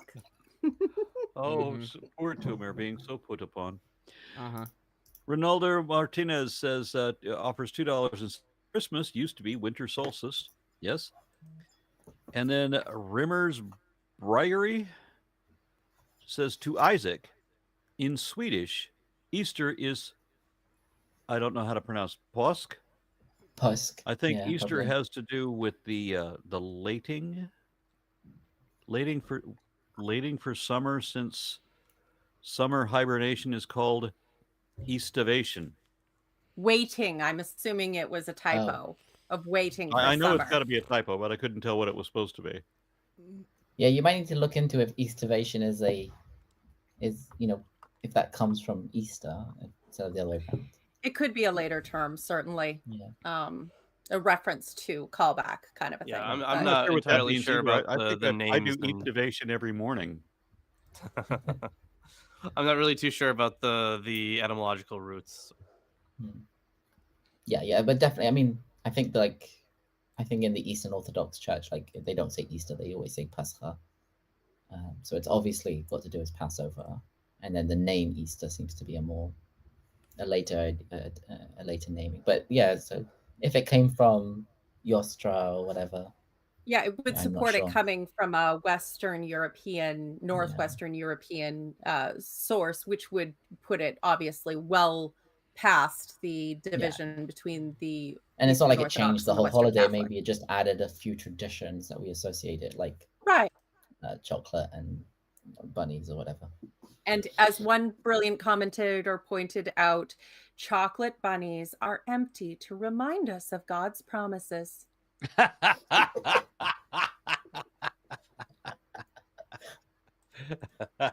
Thank you for that. I'm taking that one to the bank. There's a lot of funny like things you can make about like Easter traditions and how it's Christian, whatever. Let's celebrate Jesus's birthday. No, what is it? Jesus is coming back to life with fairy Empreg. That's where the name comes from, dear God. Isaac. Someone said he's there. He's there. It's just a respawn point. He took a long weekend. It's not a big deal. Yeah, and Jesus returned from the dead, and they had to kill him again. Use a nail gun, make it stick this time. He who lives by the sword dies by the sword. Jesus was a carpenter, got nailed to a piece of wood. Might have had a point. Might have had a point. Are you done? For now. Okay, I'll finish. My final comment on this section, 21 through 23. Fritz comments, in verses 21 through 23, DH passes judgment on the events. The reason for the downfall of the northern kingdom is the sin of Jeroboam, who made Bethel and Dan into state sanctuaries in 1 Kings 12, 26 through 32. This accusation, which had run through the account like a red thread, is now reaching its final point. The end of Israel is to be sought in its beginning. The destruction of the kingdom founded by Jeroboam is seen as the punishment for turning away from the temple at Jerusalem as the central sanctuary, which amounts to a turning away from the cult of Yahweh. The involvement of the people in this act of turning away is explicitly underlined, since not only the king but the entire population are affected by the destruction. The concluding remark about the deportation, which thematizes once more the loss of the homeland, may be a later addition. Yeah, that's it for this section. Okay. Any other commentary, or do I need to drop in? Continue finish the chapter. Yeah. The king of Assyria brought people from Babylon, Kuta, Ava, Hamath, and Sepharvaim, and placed them in the cities of Samaria in place of the people of Israel. They took possession of Samaria and settled in its cities. When they settled there, they did not worship the Lord. Therefore, the Lord sent lions among them that killed some of them. So the king of Assyria was told, we just sprayed for lions. Why the hell? I'm sorry. So the king of Assyria was told, the nations that you have carried away and placed in the cities of Samaria do not know the law of the God of the land. Therefore, he had sent lions among them. They are killing them because they do not know the law of the land. Then the king of Assyria commanded, send there one of the priests whom you carried away from there. Let him go live there and teach them the law of the God of the land. So one of the priests whom they carried away from Samaria came and lived in Bethel and taught them how they should know or how they should worship the Lord. But I'm finishing this chapter, right, Tomer? Yeah, finished it. Yeah. Right. But Every nation still made gods of its own. So, gods are man-made. Thank you. And put them in the shrines of the high places that the people of Samaria had made every nation in the cities in which they lived. The people of Babylon made Succoth-Benoth. The people of Cuth made Nergal. The people of Hamath made Ashimah. The Avites made Nibaz and Tartak. The Sevarvites burned their children in the fire to Adremelech and Anemelech, the gods of Sepharvaim. They also worshipped the Lord and appointed from among themselves all sorts of people as priests of the high places, who sacrificed for them in the shrines of the high places. So they worshipped the Lord, but also served their own gods, after the manner of the nations from among whom they had been carried away. To this day, they continue to practice their former customs, because God is so inefficient at getting his word out. They do not worship the Lord, and they do not, even though I just said that they did, they don't, because I'm going to contradict myself like in the next paragraph.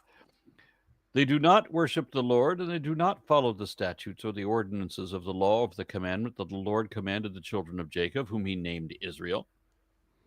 The Lord had made a covenant with them and commanded them, "Thou shalt not worship any other gods, or bow yourselves to them, or serve them, or sacrifice to them. But you shall worship the Lord, who brought you out of the land of Egypt with great power and with an outstretched arm. You shall bow yourselves to him, me, and to him you shall sacrifice. The statutes and the ordinance of the law and the commandment that he wrote for you you shall always be careful to observe.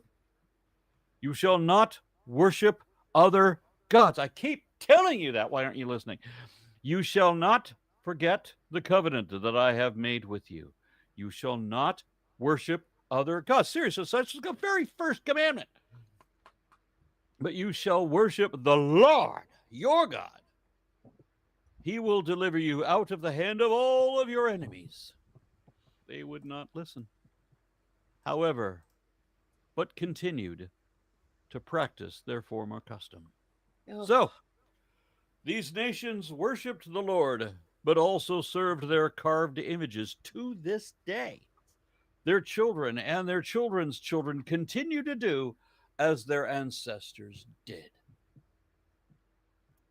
Yeah, so this, especially that final verse there, would speak towards I mean, there's a few here. There's also in verse 34, yeah, to this day they continue to practice their former customs. So this would have been at a milieu before, the Yahweh alone movement was the thing. So let's face it, the Lord couldn't deliver you out of a wet paper bag.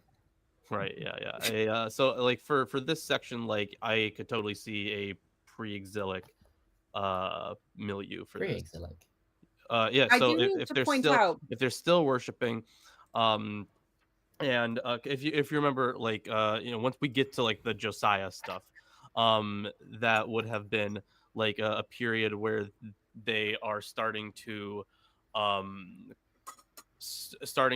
take the Yahweh alone stuff more seriously, but it would have been at a time where it hadn't been everywhere in Israel yet. Not everyone had accepted it, but post-exilic, it would be much more much more universal. Yeah. No, it's important to point out at the beginning of this section that the argument used to the king of Assyria is very much the old way of gods. The people you have put in this area don't know how to worship the local god. The gods are very area bound. I can't worship my God on this other place because it's not his ground. This hill belongs to this God, and that river belongs to that God, and you have to worship the local God because otherwise he'll send lions to eat you or whatever, because you have to basically find the correct way to gain favor with whatever the deity of this little patch of ground is. And that's the entire basis of that argument, which is the older way of the religion going. Let our God Yahweh give us the land. Let us occupy the land that he has given us. Your God Chemosh gave you that land. You can occupy it. It's very much that polytheistic and highly localized and restricted God concept that they're working from here. It's definitely problematic from the sort of strict monotheistic idea of Judaism and Christianity, this whole section, because first you have these foreigners, they come to the land and they don't worship Yahweh. So isn't the covenant supposed to be between the Israelites and what would it make a difference? Just because they live in the land, they're not worshiping. God sends lions. But he didn't send lions to the Israelites when they weren't worshiping properly all this time. Mm-hmm. Right? And then it doesn't. Okay, you could read the second part as saying like they thought the solution was, get a priest to come and tell us how to serve, but it seems to fix the problem, and the text doesn't seem to imply that this was not the right answer. No, not at all. Oh yeah. Once these foreigners were even if they did it wrong, because they were mixing it with their own gods and stuff. Since they had this priest who, by the way, was from Samaria, he was from the north kingdom of Israel, so probably wasn't necessarily, the best priest from a Yahwistic perspective, Certainly not. But at the same time, I mean, but somehow it's just small, petty local God, small, petty local traditions. Yeah, But look at how all of these are worshipped. Let's worship God X. Oh, bad shit happened. Let's worship God Y. Oh, look, bad shit happened. Let's worship Jehovah, Yahweh, whatever the fuck we're going to call it.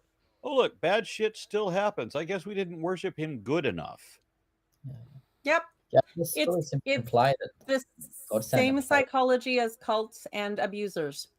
Yeah. It's not about being effective or doing things well. It's about having the best possible excuses why it's your victim's fault when you fuck up. Yeah, I mean, the main point of the story seems to be like a reasoning of like, where do these local people of the land who worship wrongly, where do they come from? Are they Israelites? You worship wrongly. How? By the definition of worship, how the fuck could you do that wrong? Well, I mean, if you look nowadays to modern times, there is a religious group called the Samaritans, right? And we know that they've been around at least from the Second Temple period.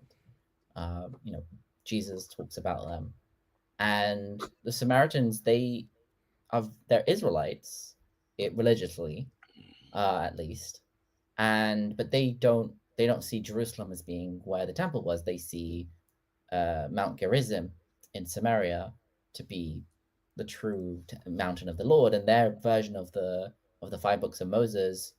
I'm not sure if their Bible includes the writings as well. Probably not. But they have their own Torah, and it's written in the more old, actually Canaanite script, or some people say Paleo Hebrew, right? Because they're the original Israelites who were left behind in the Babylonian exile and continued their traditions. And when we get to the point of the narrative, so they definitely at some point. Oh yeah, Either they adapted afterwards, or they're, or the monotheistic idea, is older. But this seems to read as a polemic against an older version of the Samaritans, and saying like they're foreigners, they came to the land, they're doing it wrong, right? Yeah. And when they came back from Babylon, they isolated the existing Samaritans, who, when I say original Israelites, I mean from the point of view of the Babylonian exile, not from the point of view because they could have been Judahites as well. Yeah, but that these were the practicers of the original, or the original as in pre-temple destruction version of Judaism. And then they said, well, you've intermarried with the locals, so that makes you impure and cast them out. There's a lot of racism, lots of racism. But the idea that these people are the ones who are impure. And that's why we who come back after having lived a generation in a foreign land and possibly also intermarrying with completely foreign people are actually the right Israelites, and you don't count. Well, obviously, their religion had developed to a point where it was when they came back, the local people, their religion was unrecognizable, and it didn't make sense from their theocracy, their theology of where their religion came from and how it developed. It didn't make sense. So the people, when they came back to the land, the people were worshipping so different from what they were expecting. And it's important. I honestly don't think you can overstate the theological effect of the Babylonian exile on the Jewish people and the Israelite people. It completely ratcheted up this entire effect that we've been seeing of hyping God up every time he fails to this astronomical degree. And making him powerful over everything. And it also focused more practically on the elements of the covenant that they could keep somewhere else, right, like circumcision and dietary restrictions and the Sabbath, because you don't need a temple for any of those things necessarily. Probably should. Okay, so it does make sense what Lawrence was saying, that this is most probably a pre-exilic story of like the sort of Israelites that were still around that weren't adapting to the new Southern Judahite Yahwistic cult that hadn't fully developed, but they were already seeing the people in the north who didn't come down south with them were how different they were, and this seems to be explaining it away as them being foreign, and so it's not a post-exilic talking about the Judahites that stayed behind, which are the ancestors of the modern Samaritans probably, but actually just generic Israelite, Canaanite, non-Yahwistic, which they probably died out at some point or got assimilated. I've got another comment from Rimmers Bragger, who says, at Aron-Ra, Estas is summer in Latin, and I don't know that I pronounced that right, but I'm going to guess that I did. And Easter is connected to the spring equinox, the beginning of summer. I was aware of that. Yes. I have made a couple of mistakes. I don't know if spring equinox is considered the I was told once upon a time, and I believed it, that Eostra and Istar was somehow related, that one was a derivative of the other. I have been corrected on that. But yeah, definitely not Ishtar, right, Lawrence? Yeah, definitely not Ishtar. The names sound vaguely similar, so it was easy for me to believe the propaganda that I was reading. Yeah, it wouldn't make sense, I think, to be Ishtar, because Ishtar had a Western Semitic name, which is Asherah, right? It's the same. Asherah, right? The other one, sorry. Asherah, Ishtar, no. Eostra, no. No. No, Ishtar is like the Sumerian name for a different god. No. There was Ashtaroth, Ashtar. Oh, Ashtaroth, maybe. Yeah. Ashtaroth, yeah. Ashtaroth, yeah. It gets a bit muddy, and honestly, it's like anything natural, right? The lines blur over time. It'd be nice if we had a Dr. Josh here for that. Yes, it would. Yeah. Someone got us a Dr. Josh. Astarte, sorry, Astarte. That's it. It's Phoenician. Astarte is Ishtar. So they wouldn't have used Ishtar as an influence on Easter. Doesn't make sense. Yeah. Okay, so I'll start on verse 24. Sweeney comments. Sweeney comments. Foreign settlers were brought in from various locals in Mesopotamia, Aram, Elam, and other areas under Assyrian control. Babylon was an Assyrian vassal during the late 8th and 7th centuries BCE, and would later ally with Hezekiah and Josiah to oppose Assyrian interests. Kuth or Kutha was a city in southern Mesopotamia, perhaps to be identified with Tel Ibrahim, some 20 miles northeast of Babylon. Ava is identified with the modern Tel Kafraya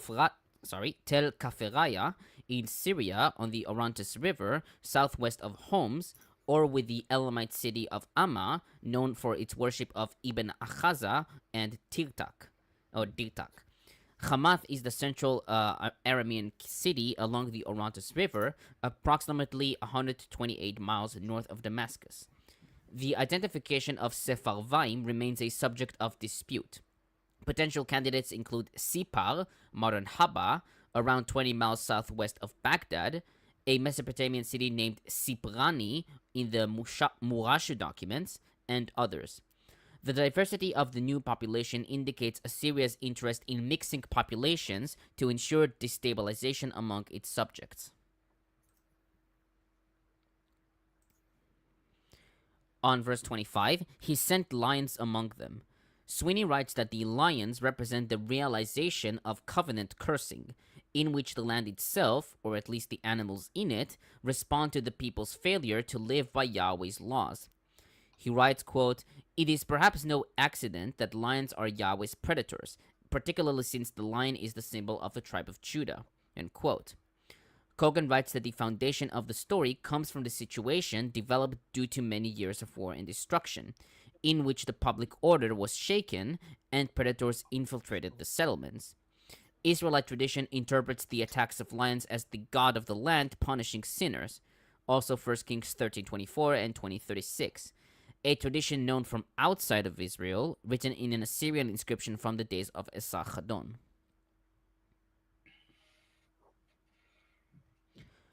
On verses 26 and 27, Hens-Piazza comments, "The problem is set before the king of Assyria and framed as if a lack of knowledge concerning the god of the land has brought about the punishment," in verse 26. As if assenting to the explanation, this unnamed Assyrian king quickly formulates a solution. He orders an Israelite priest be brought back to the land in order to teach the new inhabitants concerning the god of the land. At the heart of this story lies a basic theological misunderstanding. Yahweh is not a god of the land who can be worshipped alongside the gods of other lands.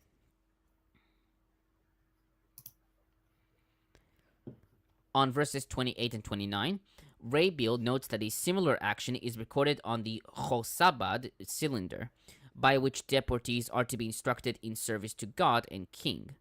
She writes, quote, "The historical verisimilitude of the words must not overshadow the utter irony of the command. Only one priest is allotted to teach all the deportees. More that priest teaches from the cult site of Bethel, so notorious in Israel's downfall." End quote. Sweeney writes that this solution devised by the Assyrians is, quote, "an ill-conceived effort from the standpoint of DH, given that the results and Israel's own failure to live according to Yahweh's law." End quote.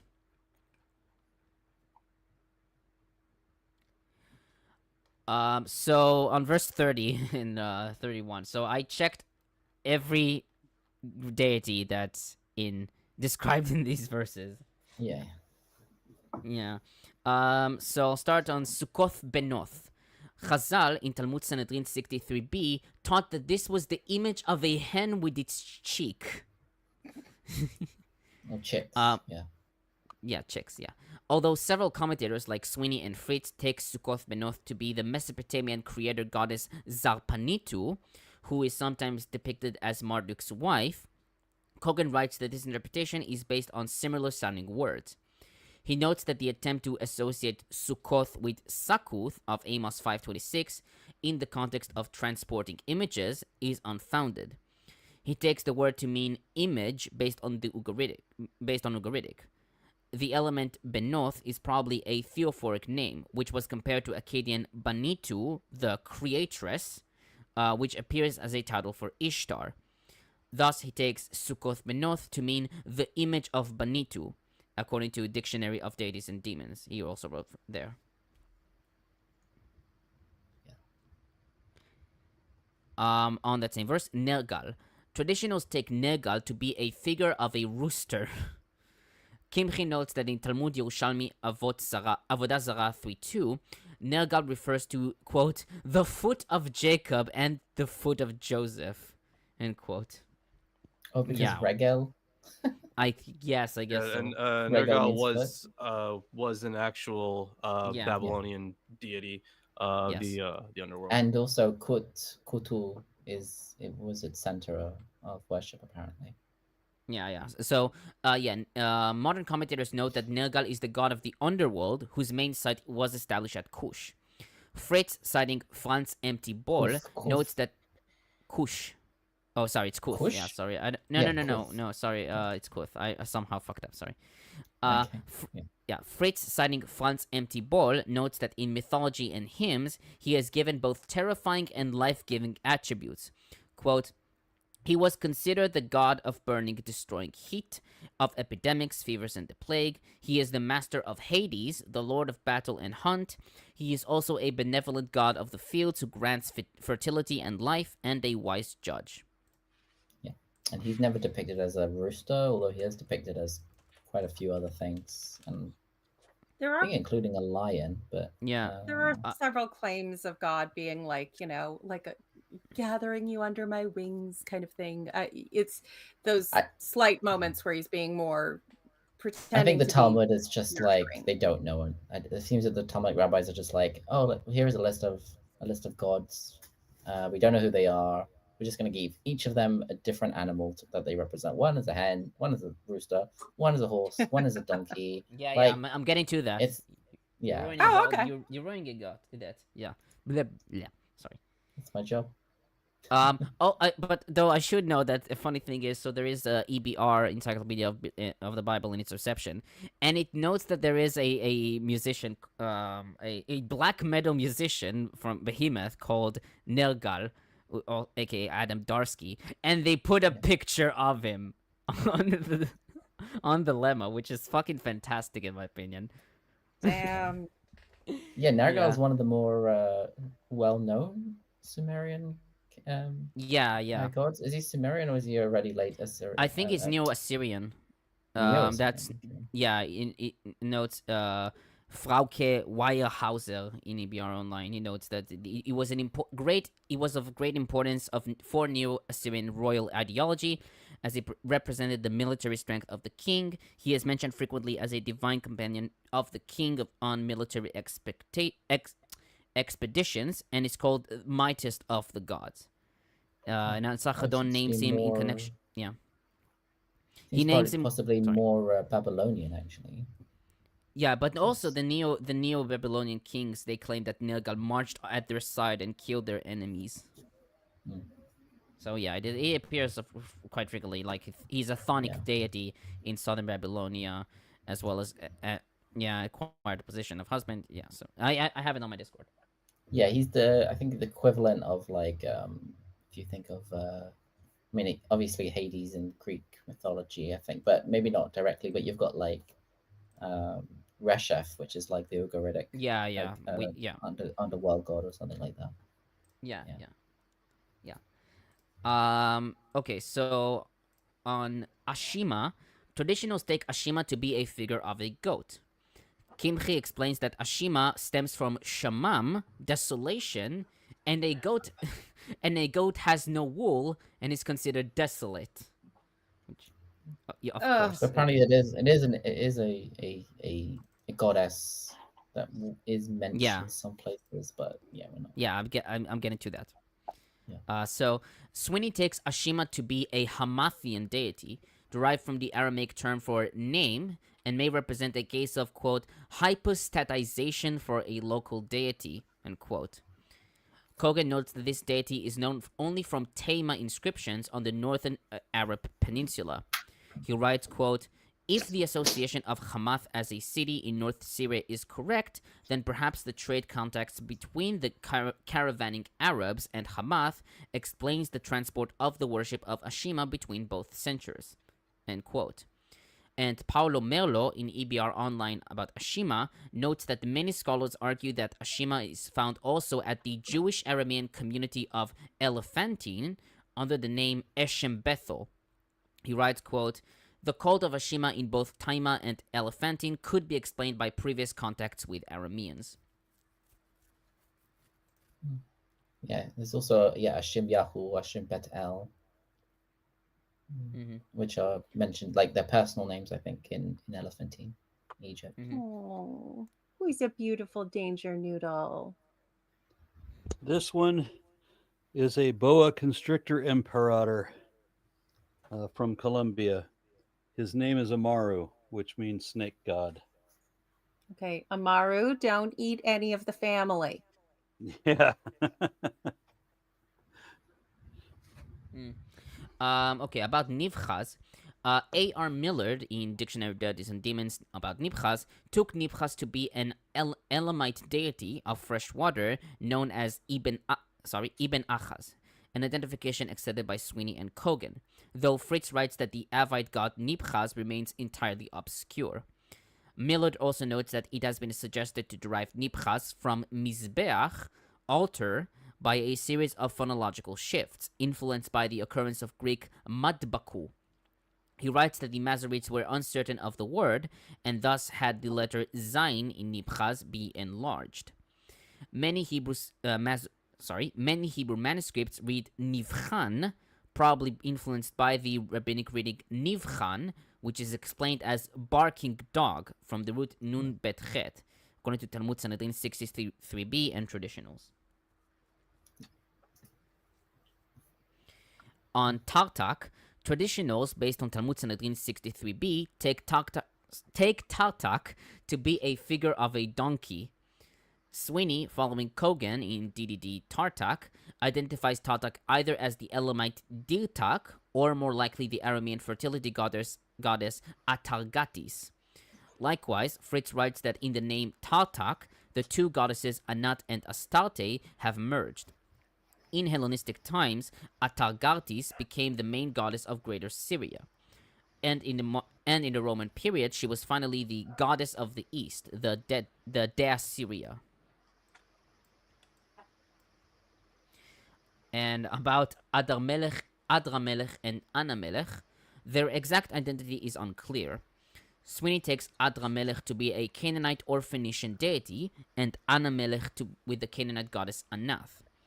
Cogan writes that if we take the child sacrifice by the Sephardites to be true, then we should look at Phoenician deities, since burning children was a Phoenician act. He writes that the element... Yeah.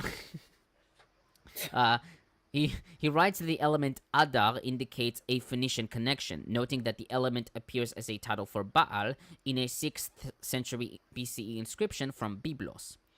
Fritz, however, writes that there is no evidence for the Israelite environment for the two deities.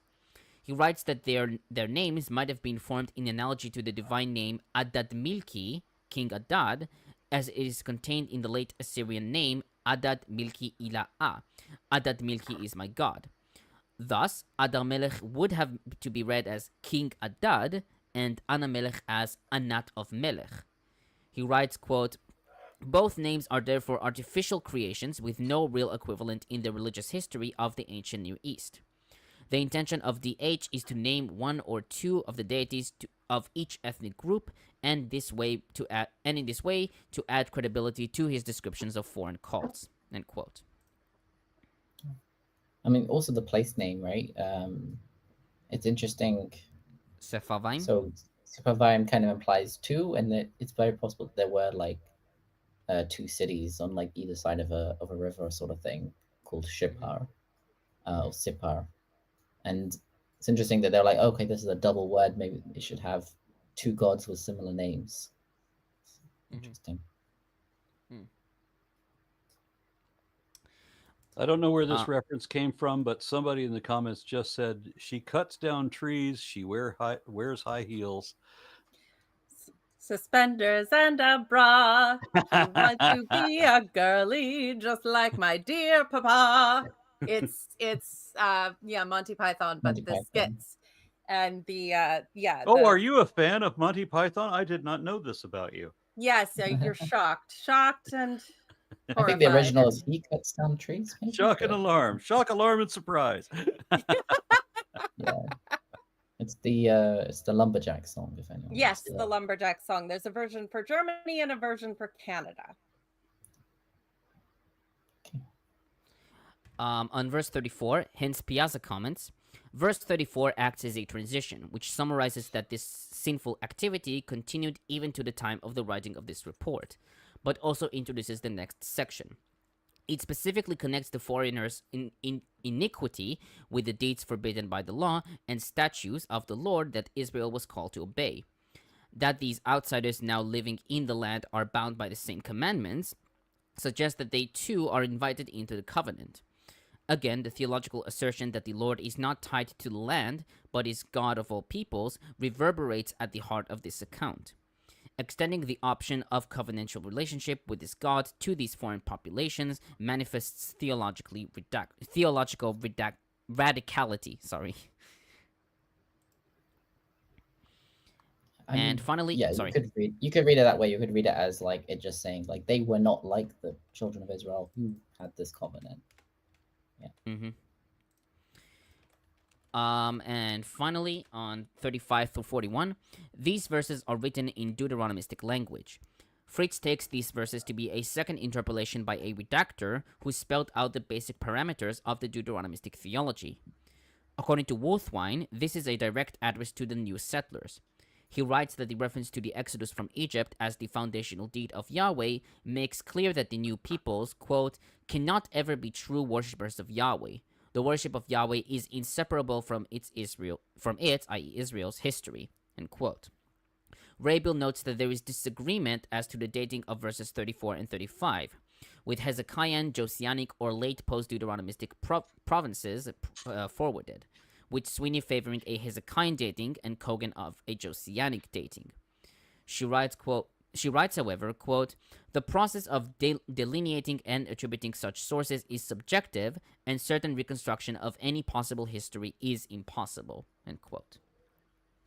Yeah. There are arguments to be made on more than one side, and it's interesting to investigate those arguments. I mean, this is obviously later, but, you know, how much later, which part are redactors? Are these DH redactors or full-on, you know, priestly source, post-exilic stuff? The unto this day, where does that place it? You know, there's lots of arguments to be had in the text, so they're quite interesting.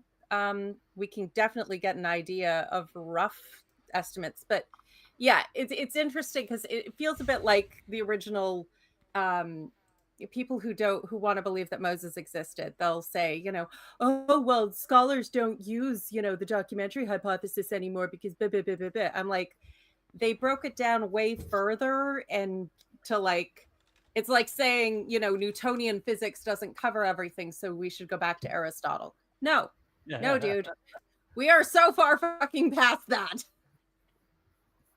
We're like, Oh, I only have one Christian, and that is Origen, Oh, who goody. wrote that. Yeah, he wrote that the first lion is the antagonistic devil. And the second lion, at the completion of the age, is the man of sin, the son of perdition. I mean, it's quotations. Ooh. Yeah. Yeah, that's it. Can I be the daughter of perdition? I guess. I mean, who names their kid Origin? Damn. I do. You're a father. You have a child named Origin? Yeah. Yeah. Oh, sure you do. Let's go with that. Let's go with that. Okay. Origin is almost as much of a bummer as Augustine. The snake is Because Augustine wasn't a literalist. Ugh. Yeah, but he was a misogynistic prick. Oren seems to be weightlifting or something. I'm sorry, what? You seem Are to you be being weightlifting, murdered, or like a are you snake. just playing with your snake? He's gotten a hold of my chair and he won't let go of it. Oh, okay. So I'm All right. just trying to extract him from my chair. He's not killing me, I promise. He's very nice.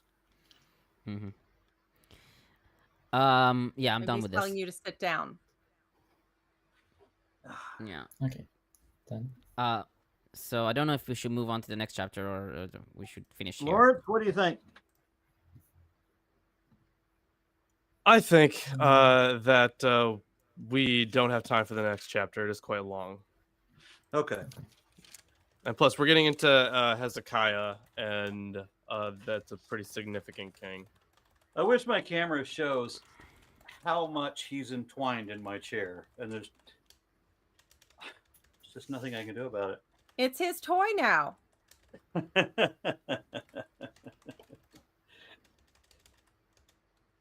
Yeah. All right. Lawrence, say things. Well, you know what? We got a Discord, and by we I mean I have a Discord that you should join. And I hope, because Peter is such a great guy, he's gonna leave a link in the description. I was also I've already posted Tomer's Discord. Oh, okay. Thank you for posting someone else's Discord. If you have not seen my video on biblical cosmology, first of all, you should. I think it's pretty good. Which video are you talking about now? The one on biblical cosmology is the Flat Earth Biblical. Yes, that was extraordinary. I was thinking about rewriting that and turning it into a book. So obviously, and including the bit in Job. I forget what exact citation it was, but where he talks about how the earth takes the form of a clay under a seal. I can address that. Yeah, which is the most explicit "the earth is flat" comment that I can think of. And but it's itself talking. So God thought. It explicitly links it to the colors, but that's a different thing. Be careful, you might turn into a flat Earth prophet. You know, you make a book, you're probably right. It's in a book; it must be true. Right. Yeah. But I'll expand on like a lot of ideas that I didn't get a chance to go fully in depth on, because that video was pretty long. So. Some embarrassing asshole in the comments said, "Tune in next week when Tomer will be giving commentary and Aaron will rudely interrupt." As if that's ever happened. Yeah, that's never happened. Aaron never does that. Right? Aaron's a great and respectful man. Yes, he is. Oh, I love you boys so much. Aaron, you do have a few more comments to read out. Yes, we do. All right, let me jump on those. And I can't sit down anymore because the snake stole your chair. It's that's what family does. They steal your chair. A massive boa has just owned my furniture. Okay, so my unfinished journey, and is that the first one? Let me make sure. Yeah. My unfinished journey offers $2.22. It says, "Hail Nero, Aaron, and Panel. And hail Danger Noodles." Thank you. Yay! Then my unfinished sock, which is the perfect follow-up to my unfinished journey, says, "Don't get swallowed by a danger noodle. Like and share the stream instead." And then Matthew Karub says, "Panel, I would like to know where these Christian commentators get their ideas about some of the stuff they insert into the text. Any thoughts about it aside from an insertion as said?" So the interpretations, because you have to remember this stuff is written like way later, right? So like their interpretations, their additions that could come from different textual variants, but it could also come from a long history of theological interpretation. So while Tomer is quoting, usually, the important part of what they said, they usually give like some greater argument for it. Yes. But it's not that the argument's all that great, but they make it. Yeah. I mean, Christian like theologians are a bit more restricted in what something could mean. Oh, wait, hold on, it's guys. It's very different though. Okay. Before we go, I just got a package, and I'm sure it's a book. So I'm gonna do the unboxing. Hold on. Yay! Yay! I was just gonna say, because this is relevant, because what we're doing in our commentaries, we're talking about scholars and what the indications of current archaeological findings or analysis of texts has told us about how to sort of fit together the history as is, was, and what was written when. These are not necessarily the goals of the commentators that Tomer is always bringing forward, depending on when they were written, obviously. The Middle Ages, it's a lot about harmonizing, but the Christian ones are really just about, it's like a sermon where you take whatever's going on and try and turn it into an object lesson for your theological perspective. So it really, there's no bounds of reality. It's just how creative can you be? I mean, they have two choices to make, right? This is about this section we just read. This is about Jesus and how it's about Jesus, or it's not about Jesus. So it's keep about going. Satan. Like, yeah, it's not important. Like, if you, on the other hand, if you go to like Rashi, who's like writing in like the 9th century, he doesn't care. He's not trying to fit anything into the text really. He's just trying to like, how do I explain this in the simplest way to the most basic level of student, and he'll find issues and try and figure it out. He's trying to harmonize. He's a lot of this is issues. He's not just like, let's fit this in here, let's fit this in here. It's very much like, let's read the text, let's try and figure out what it says. This is a weird word, what does this mean? Maybe we can figure out what it means. That's the commentary, I guess. Is that Armenia? It is Armenia. Yo, I was right. What is that needed? Hold up, just more like her mustard. Right. He said that he got a commentary, but I think by Nidich, is that it, or is that? No, this is okay. So it's on Amos. Oh, okay. And it's from Shalom Paul. Yeah, of course. Shalom is Paul. Hi, Paul, wherever you are. Yeah, he's dead, actually. I thought you were saying Shalom which Paul. one of your commentaries are not dead? There are McKenzie? at least a couple of them. Cogan, yeah. I think Hens-Piazza as well. I needed this for Amos 5 because the other one that I have on Amos was not that great. So this is technically the newer one. Yeah. There is I think there is a comment on Amos in Anchor Bible. I don't know if that's Idaval. Yeah, I'm pretty sure there is. They have a commentary and everything. Yeah, Idaval. Go on, Idaval. I think I might have ordered that one too. So I believe you.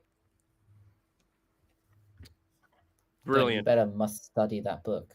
Now I can continue my research. See, Lawrence is trying to get me to marry him so he can get away from his horrible country and come to Canada, and so he keeps buying commentators so that I'll be tempted by his illustrious library. Damn straight. Not the worst strategy, gonna be honest. Not the worst strategy. You have to ship it through American customs. What is this? Books? We can't have those. We might have to smuggle them. Yeah. They don't like books or thoughts or women with opinions. Yeah, I'm really not going there. So this place sucks. Yeah. I'm all kinds of not touching your country. All right, I think already? Are we wrapping up? Because so fair, end the show. Come on. Yeah, we're wrapping up. We love you, right, but you might need to wait. See you guys later. Check my Discord. Enjoy. My Discord, you motherfucker. My Discord. Hasta la All right, bye-bye. you guys, kiss later. Mwah.